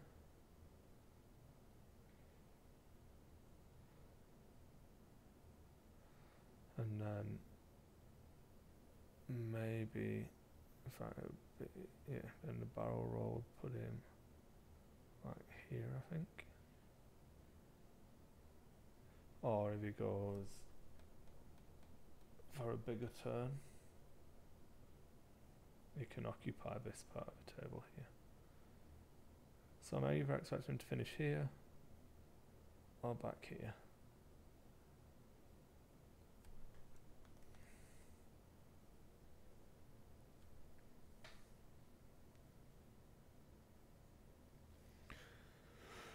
So Juno's options are really easy. You just dial in the 2 and you can go up to a 3 down to a 1. Actually do a bank, I believe. Inquisitor, I'm going to bank in with and just try and get within range 1 of as much stuff as I can and hope that Kato turns in towards Whisper. And Whisper I'm going to be really aggressive with. So I'm going to decloak forwards to this position. And then I'm going to do a free bank.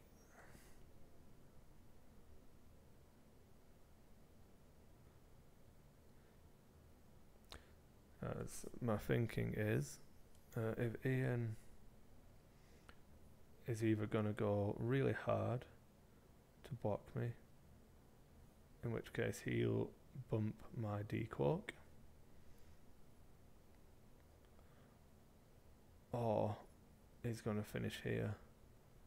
And if I bump here, I should still have a firing arc.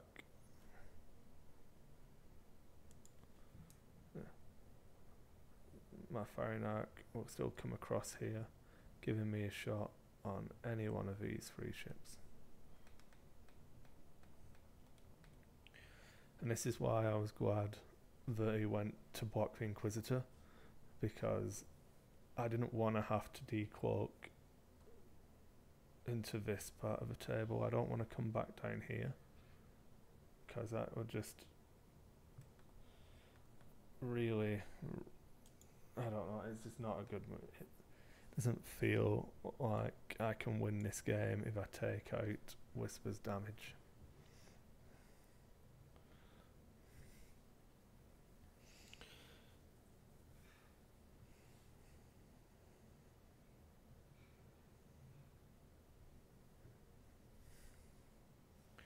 So this is the one, it chose the hard one.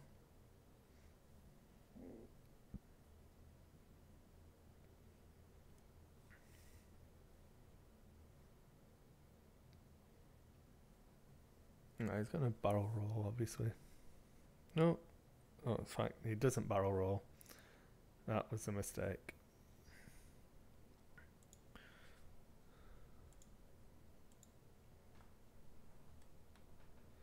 Yeah, so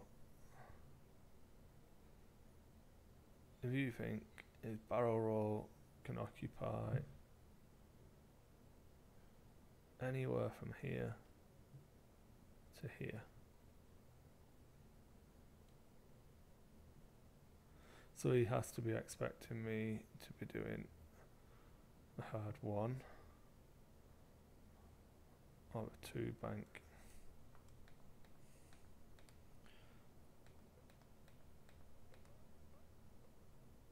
But as we've already stated, I'm doing a 3 bank.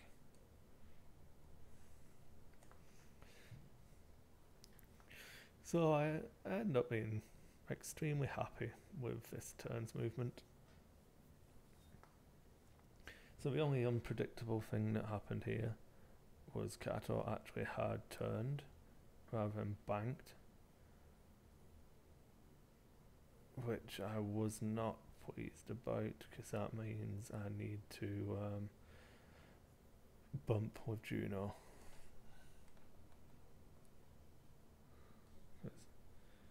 Because Juno's got a 2 bank dialed in, and I was actually hoping to be able to go down to a 1 bank and put my fire into the jump master, but I don't want to sit at range 2 and range 3 here. Yeah, so I'd be taking a shot here, here and here, which I really didn't want to do. So instead we switch targets and take the one that Ian presents to us.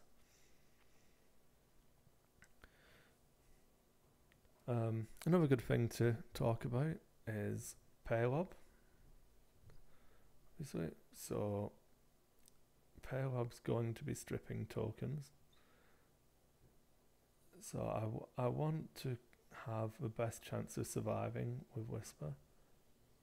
And I've got my eyeball token because I've rec spec, so I've got 2. So with the Inquisitor, what I do is I take the evade token from the target lock in the hope that Paylob steals it from me, because I don't want him to steal the focus token off Whisper. And it gives him a choice now. I've got no intention of shooting anything at Paylob this turn, but I don't want Whisper to potentially sit there without a focus. So I'm going to put everything into the Y-wing here in the hope that I can 100 to 0 it. It's a range 1 shot from Juno, a range 1 shot from Whisper, and a range 1 shot from the Inquisitor. So I'm feeling pretty good that I can do some real damage to it, and hopefully I'm going to kill it. And this is what I'm saying. I've given Ian a hard choice of which token he's going to take. And I don't think there was a right choice for him.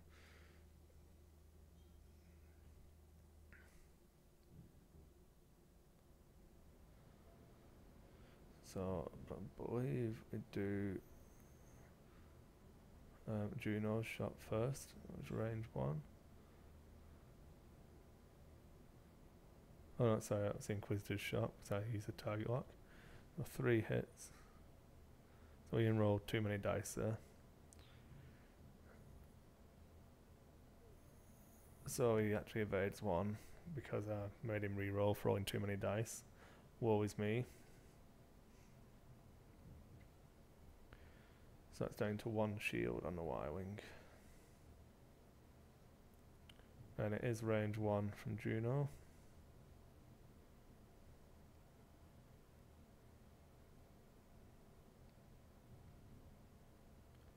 Telling you, it's range 1.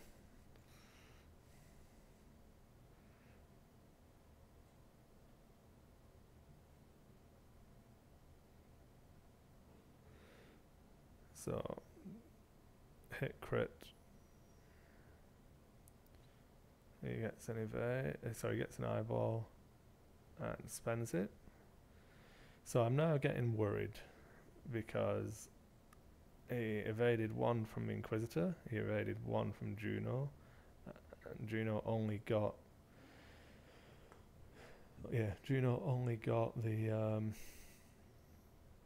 2. So I've taken all of his shields. Luckily, Whisper gets 5 hits after spending a focus. And finally, the Y-Wing blanks out. So I was expecting to kill it, but very easily could have lived. And puts me on 27 points.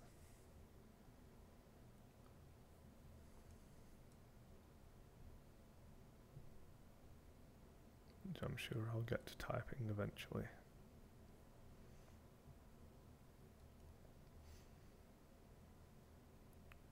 So luckily it's only 1 shot from Paylob. That's a primary onto Whisper.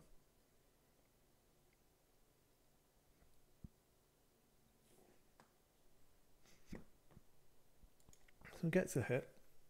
I get some evades.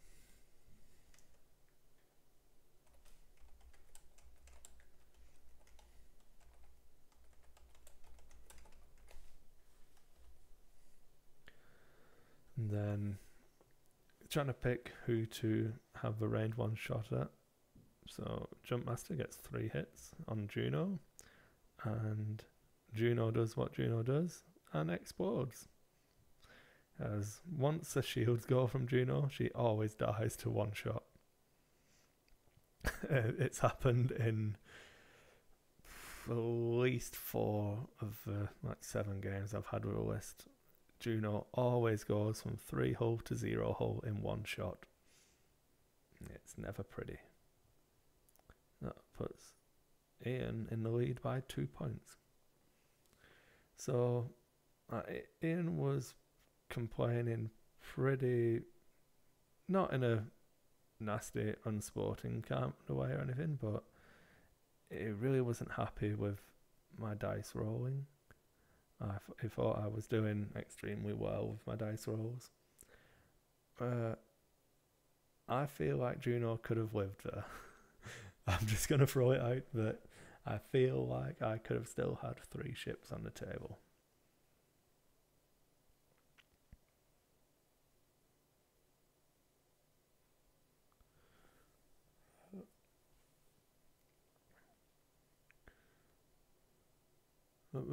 The main reliable source of Ian's damage is gone. The hired gun, I can get behind the Y-Wing, so it's not too much of a threat, but you don't want to just leave it on the table when you've got the opportunity to just kill it. And I felt like it would have, had I not killed it, Juno was definitely dead. As it was irrelevant because Juno died anyway, but hey ho. So back to talking about positioning. I'm going to take the only decloak option that's open to me to position right here. Then I'm going to do the hard one because Whisper does Whisper things. And my hope is that I'm going to get a shot at the Jump Master. The Inquisitor is doing Inquisitor things. He's got a green hard. I'm not stressed, but I'm going to take up this position. And again, hope that I get a shot at the Jump Master. See how accurate I am at guessing the positioning.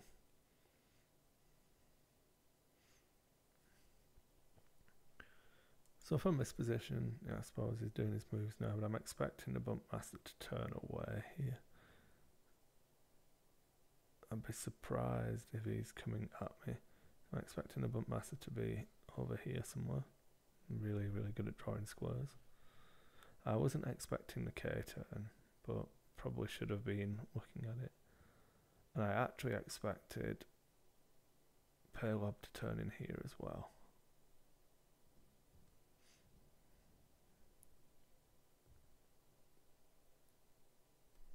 But Ian, I guess it's me.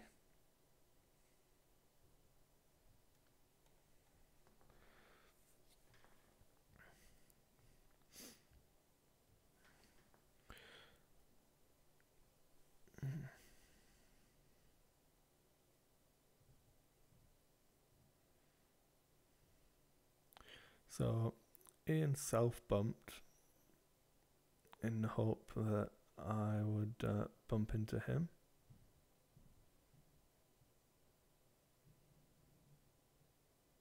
So there's loads of room there. And I feel like I did okay, you know. I don't actually take the evade this time because...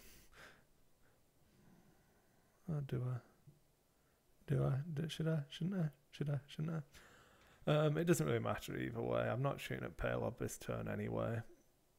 So I take it in the hope that he leaves Whisper for focus.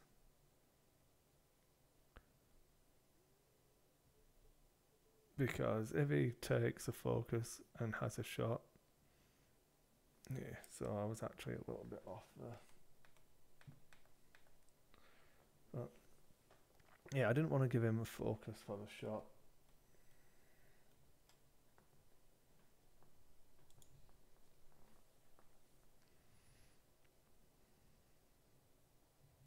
So Inquisitor, range 1 shot, nothing, spend a tight lock, and get 1 hit, which is evaded. Like I say, I feel like my dice could have been a little bit better. I don't know what Ian was complaining about, to be honest, but yeah, what are you gonna do? Whisper's shot, range 2, spend the focus,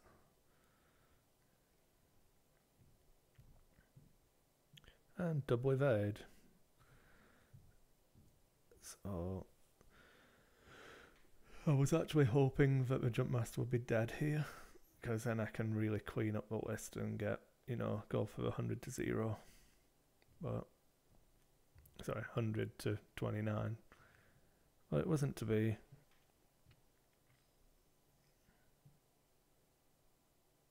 I think he flipped the direct hit. Is it? Oh no, it was all turns are red. That's the one. Yeah.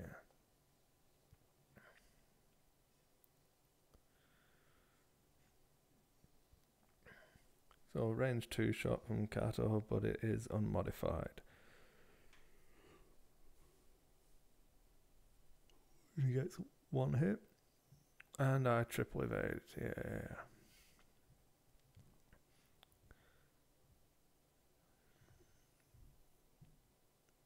I hate wasting triple evades against 1 hit. That's the time where you want to just sneak through with 1 evade.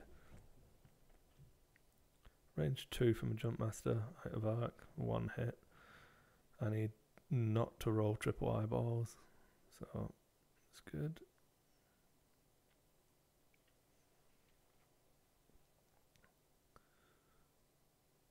And I wasn't sure, but Pale Orb was within range 1 of Inquisitor.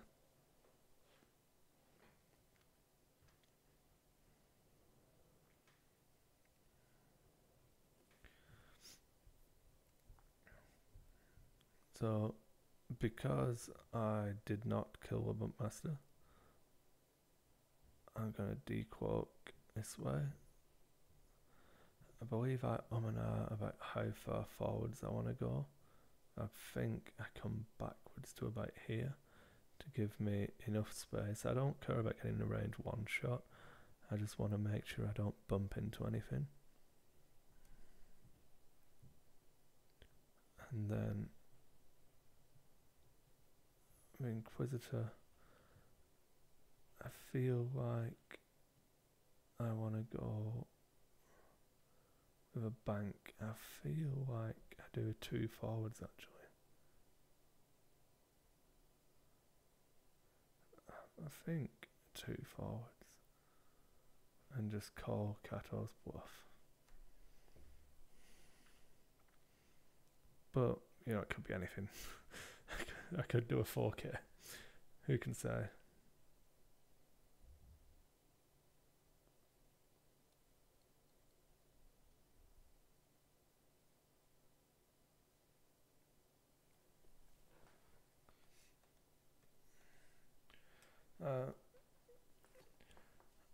I'm expecting from Ian the bank to clear the stress here, and I was actually expecting him to just do a 1 forwards to here, and then a 1 forwards here, but none of that happens because I'm bad at predicting what Ian does.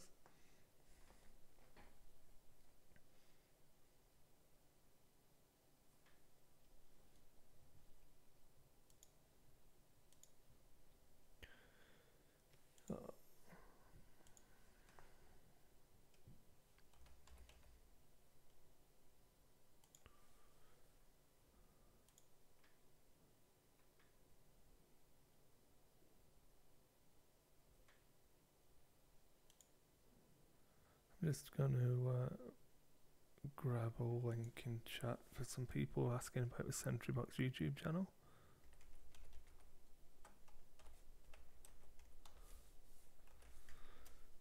So there is a Sentry Box Events YouTube channel, which has quite a few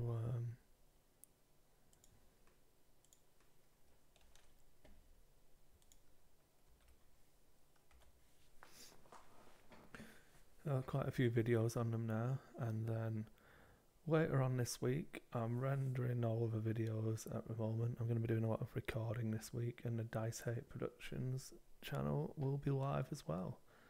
So it'll be Dice Hate on YouTube. I'll start linking that in next week's show and tell you all about it.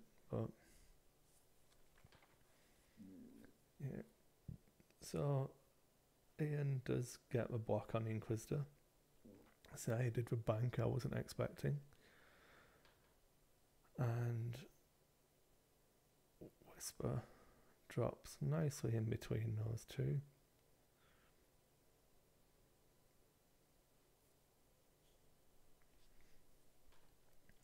Now, I'm pretty confident I can kill the Scout here because, you know, it's a target locked focused attack from Whisper.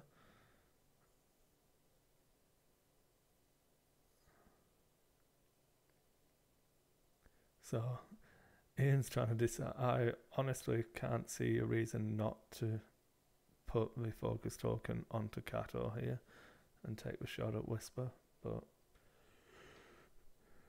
I feel like that's a better chance than shooting out of arc shots at the auto-thrusted Inquisitor with a TLT.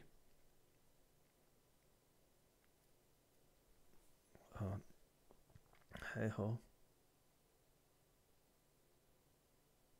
So range 2 shot from Whisper. I get 1 hit. Spend the target lock. And it goes to 2 hits. Yay, awesome. And then it evades 1. So that damn stupid Bumpmaster is still alive, which was extremely annoying.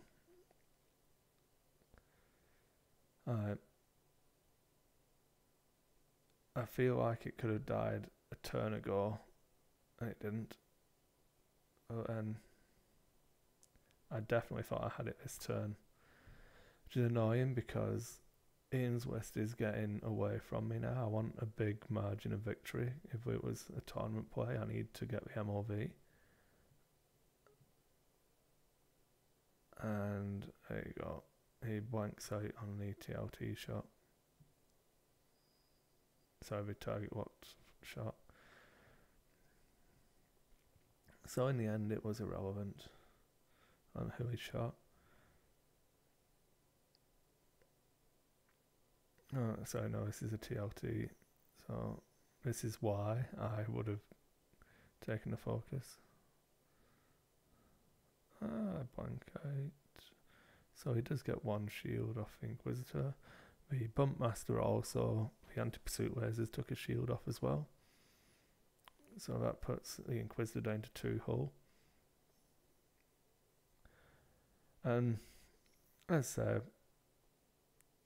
as much as Ian could complain about Dicey, I really don't understand the position he was arguing from, because that Bumpmaster should have been very, very dead.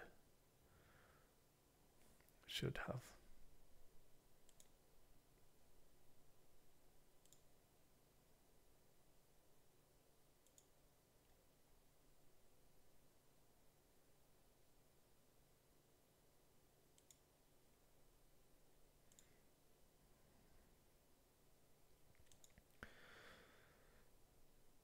So now there's a really annoying thing is I need to kill the Bumpmaster because I can't let those points stay on the table. But if I commit too hard, I won't get any more of his list and run the risk of the Inquisitor just dying and me losing this game. So I think I go for a decloak and then the two folds put me about here, and the 4K with the Inquisitor to give me this firing arc back down here.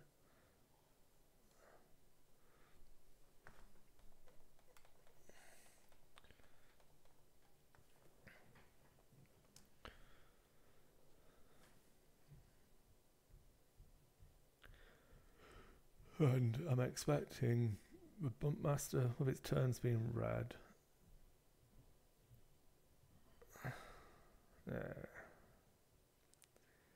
Stop doing math. I got a 4-point head start. I also, put the points wrong on Juno. All the scores were done yesterday, so I can't change any of that.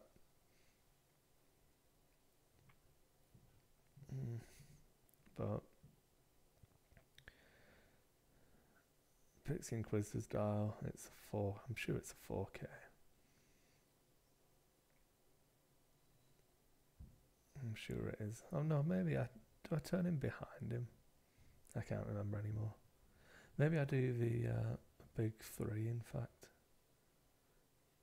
I can't remember anymore. It'll be exciting to see. I think I do the 3 turn.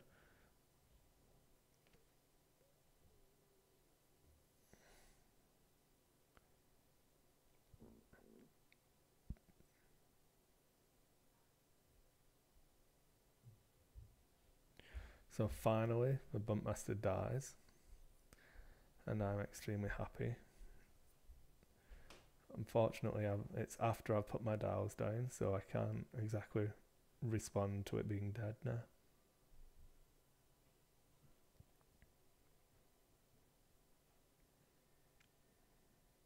And the K turn again from Kato.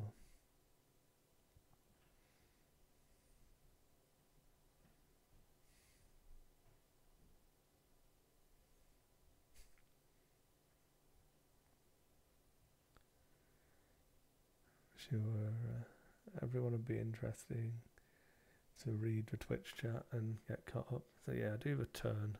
So that's it. I was committing Whisper to finishing off of Jumpmaster, and I was going to start the Inquisitor, getting into position to start trying to kill some more of his list. And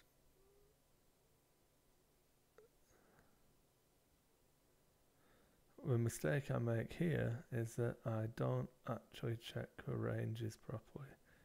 In fact, no. I wasn't sure about...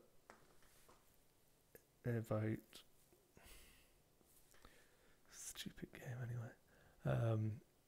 Paleob stealing my evade, but I was pretty certain I'm out of range to this round.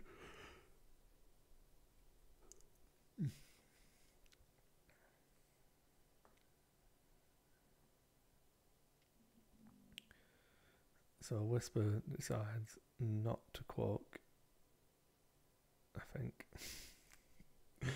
No, I do cloak. I definitely cloak, because I'm not stupid. But now that Bumpmaster's dead, I'm massively out of position for where the rest of Ian's list is, and time's running out. And I'm just worried about the Inquisitor dying needlessly. So, Whisper cloaks.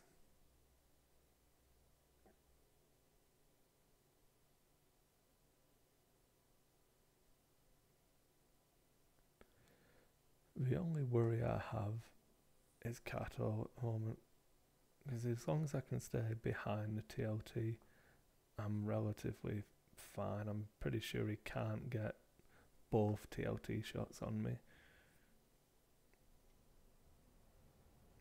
But I just don't want it. So no shot for Paleob. I don't want Kato to get that lucky shot and just explode me.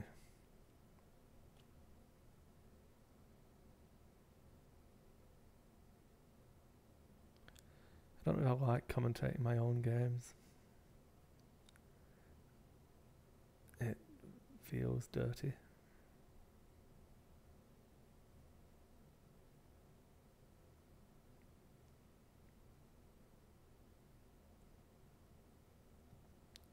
So Kato shot spends a target lock.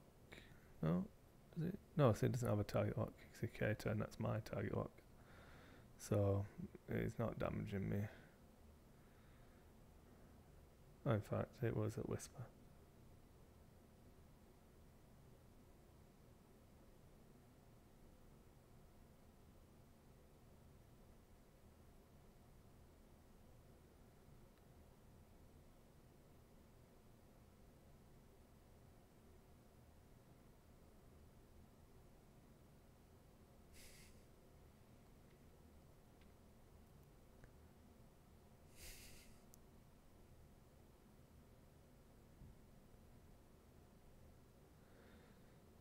So we go back to dials again, and now I'm concerned with not giving up easy points for Inquisitor.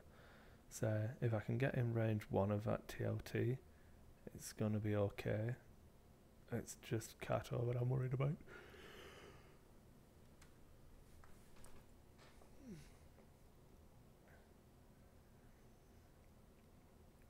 So this turn, I'm just worried about... Oh, my only concern is getting Whisper back into a fight in case Inquisitor dies. Obviously, if Inquisitor does die, I'm not expecting Ian to be playing quick. But I do a 3k here, that's remaining cloaked. So that I can then, next turn, decloak, and then do either the 3 forwards, put him in this position.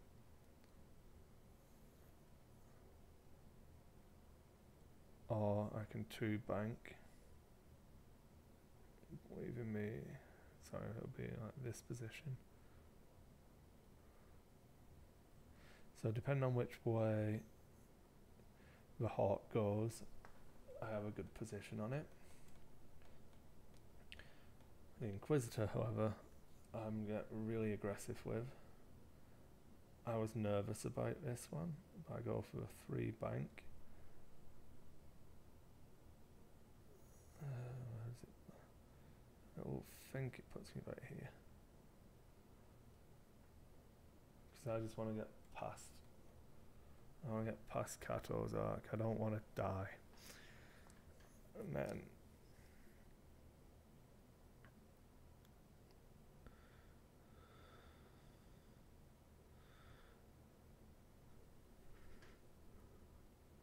and this is where I make a mistake. Sorry guys, I'm yawning.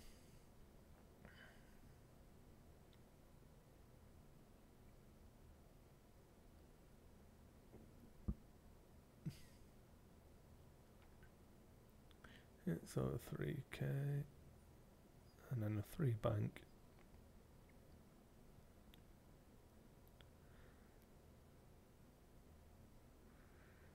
I had 2 Game of Thrones to catch up on watching last night, so I stayed up late watching Game of Thrones.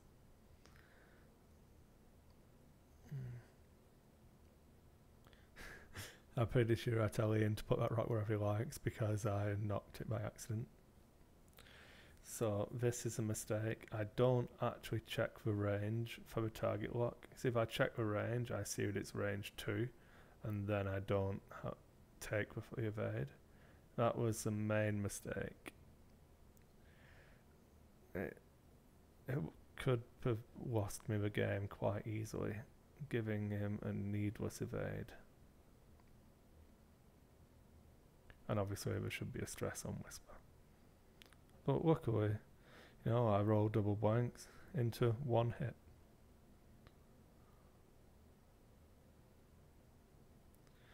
Which is disappointing.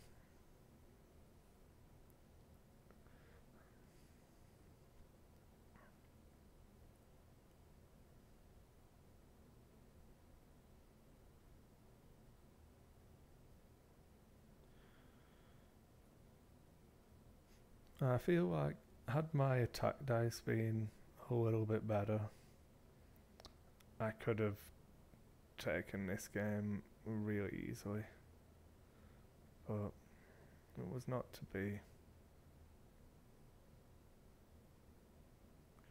So auto thrusters saves me again.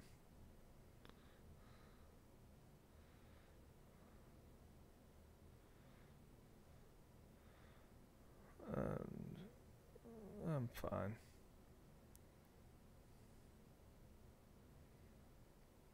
So obviously, because I was playing and trying to do the production on it as well, I was a little bit worried that I'd cheated an extra turn out of Ian, because I put stuff down and then noticed that the time was up. So it'll be interesting to see if a dial goes down before time is up.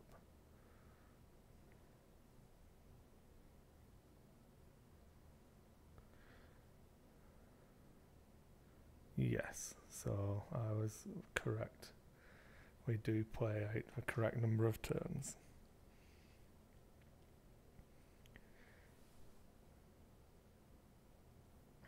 So I want to bring Whisper around, so it's going to be a decloak forwards and then a bank to clear the stress, knowing that I can always barrel roll for a shot if I need to.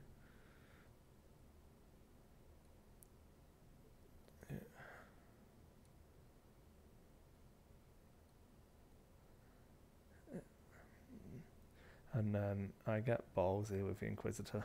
I fully expect to kill myself on the rock because that would be embarrassing. But I want the points, so I feel like I should have done the hard turn.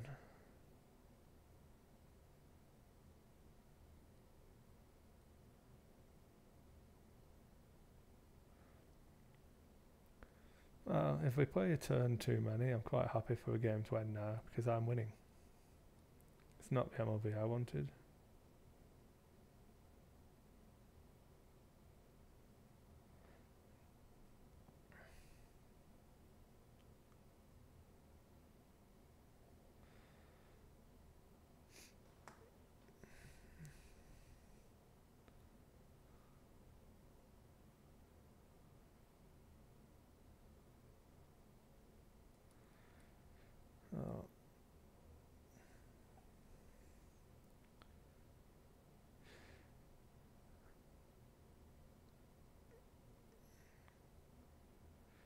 So I'm relatively happy. As long as I don't roll a crit, I'm not taking a shot.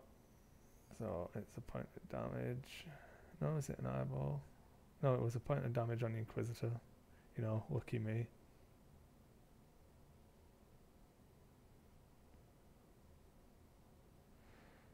And the bank. So make sure I'm in range 1. Don't have arc, the Inquisitor. No, sorry, I do have arc. Yeah. I feel like I probably should have just shot everything at Kato instead. But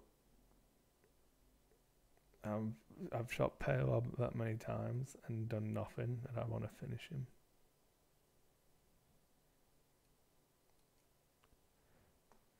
But for the more astute observer, you'll notice that the Inquisitor is out of Kato's arc and within range 1 of Pale. So the only shot is going to be Pale on Whisper, and Whisper still has full health.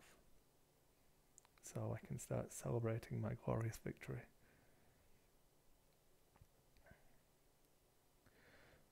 Yes, Ian lamented my dice rolling in this game, which I didn't feel like I was massively lucky. And having watched it back, I don't know if you guys think I was really spawny in this game, but I felt like the Bumpmaster could have died 2 turns earlier. I felt like I could have put a lot more damage onto Pale. And I feel like Juno could have lived. But I'll take the win.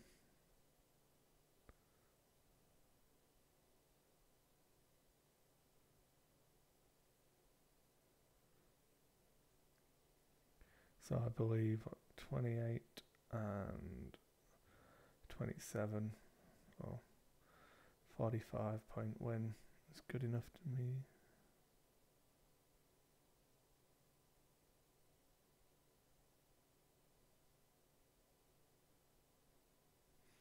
Yeah, I like my new dice tray. It's really good.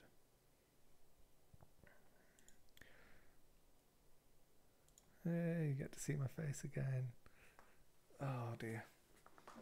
So that's the end of the pre-recorded games I have. So if you guys have more questions and stuff for me to talk about, that's awesome. I'll happily sit here chatting about X-Wing all night. But if you don't, I don't have any more content for you, unfortunately. I was hoping to get a Skype interview recorded for some Armada discussion, but it was not to be, unfortunately. Yeah. See, I knew someone with taste would come in and appreciate my hard work. It's a shame. I should have started the show later because there's more viewers now than there were for the first game.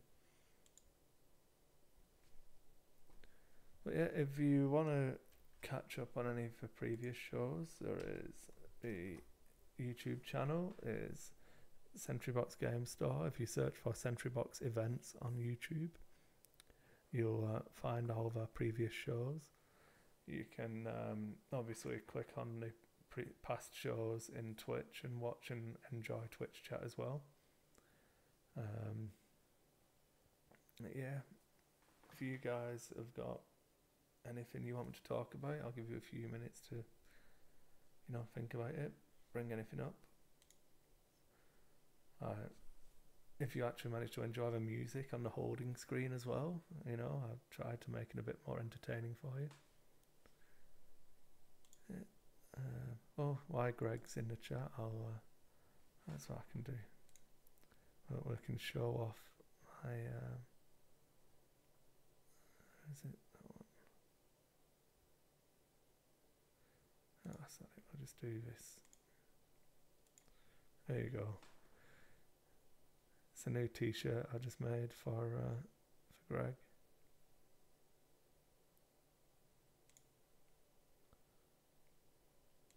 I know he's a big fan.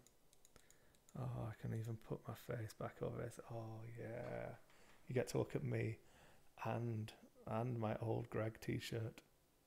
So anyone's a big fan of a Mighty Bush, Boat Times 2005 on TeePublic.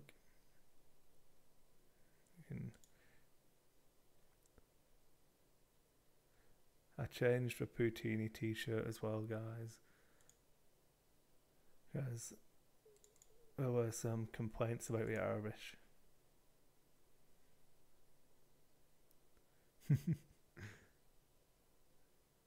And then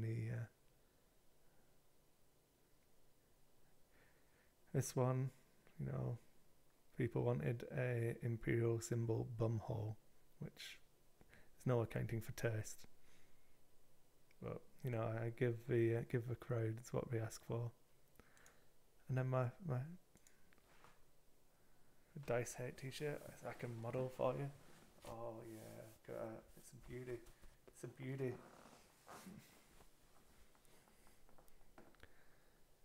And there you go. If you need the joke explaining to you.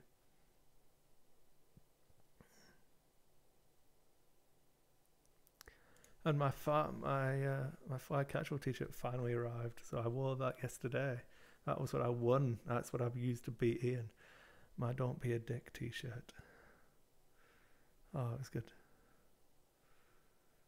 So, what else can we show off? Century Box events. There you go. This is the channel you want. This one. This one right here. You do not want my channel. Yeah, you don't want this one yet, because there's nothing there. Tomorrow there will be stuff on this channel.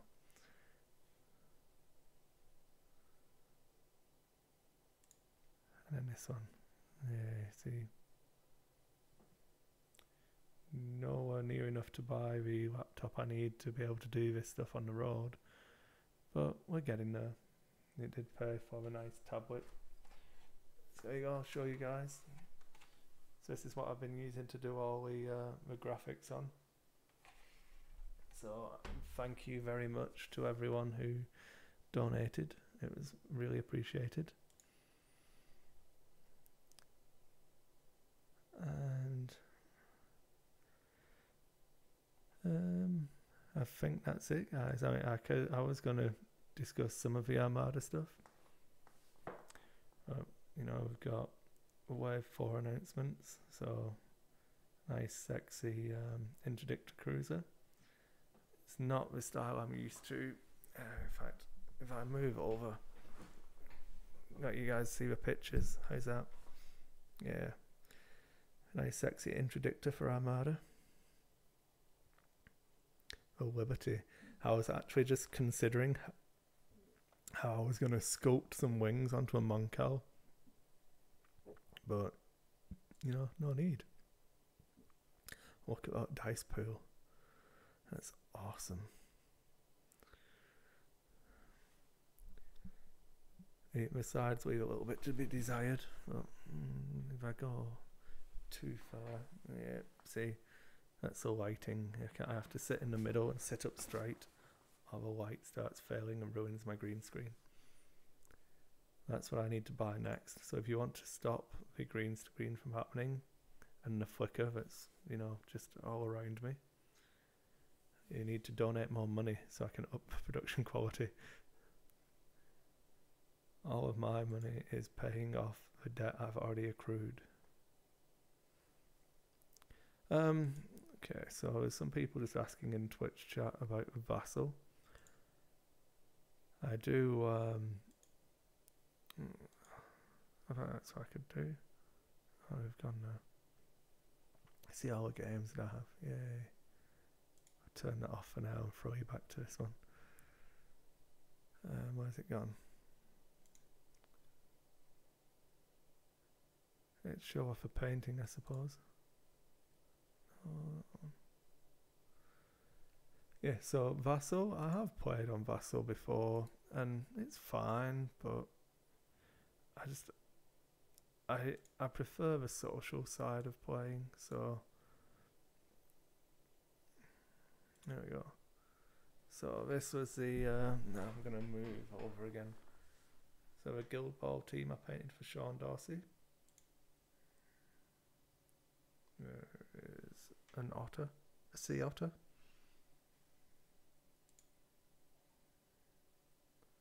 Oh yeah, some Guild Ball.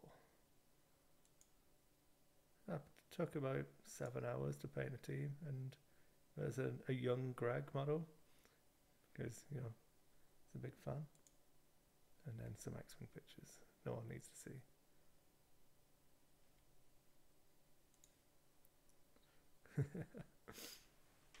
Yeah, one of the things I did when I was in Omaha was put on a painting demo and showed off some different techniques and things. So I managed to paint those for Sean.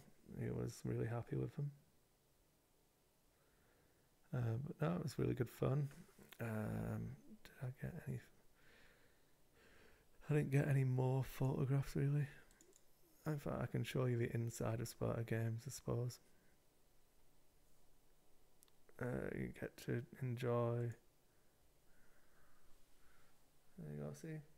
There's Aaron. There's the fuzzy little man Peach. And Sparta Games in all its glory. It's a really good store, so if you ever dine in Omaha, make sure you call in. So one thing that I am contemplating, especially when I've got to do shows from home, where it's a lot harder to get, you know, someone to drive out to do the co-commentating and stuff, is I'm actually working on getting either a Skype call or some other way of getting some listener participation other than through the Twitch channel. So if that's something you guys would like to see, let me know. Yeah, and anything you guys want, there's a thread. I suppose I can throw the link up to a thread. Oh no, I've got rid of it. That's what I wanted. Okay, so I'm gonna put this one. So you can find me on the Fantasy Flight Games forum, and if you go to this thread here, Monday Night Gaming, X-Wing, Dice Hate Productions, and what you'd like to see, I go into a bit of detail about what I'm trying to do, so I'd really appreciate any of your feedback in this thread, guys. I'll throw the link up for you.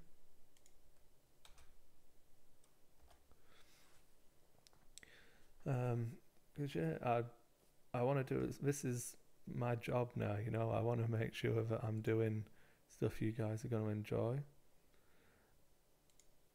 and giving you guys what you want to see, but just make sure you're giving us as much feedback as you can.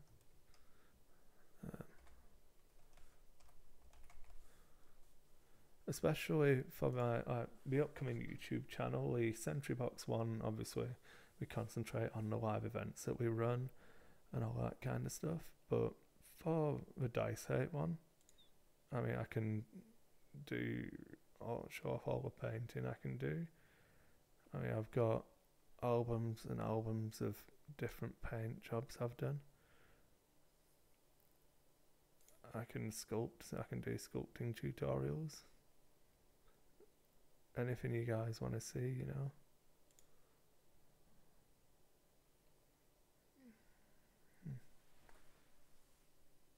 Sculpted head, I don't know. But yeah, just give us as much feedback as you can. Obviously, the lighting's the next thing I need to fix too, because it's starting to flicker now, which is starting to annoy me. But I'll do the best I can. Basically, all of my wages go into the business. I don't actually take any of it. It obviously pays for some of the my cell phone bill and stuff like that, and helps towards that. And it does buy any of the products I use, like if I'm like the next wave will be paid for out of the business and stuff like that. But actually the hardware and equipment isn't cheap, and as much as I want to keep upping the quality, it's just taking time. So if you guys let me know where I need to focus, and I'll do my best to get there as quick as I can. If you guys don't have anything else, I'm gonna call it a night, and thanks for watching. I'll give you a couple of seconds, for Twitch chat.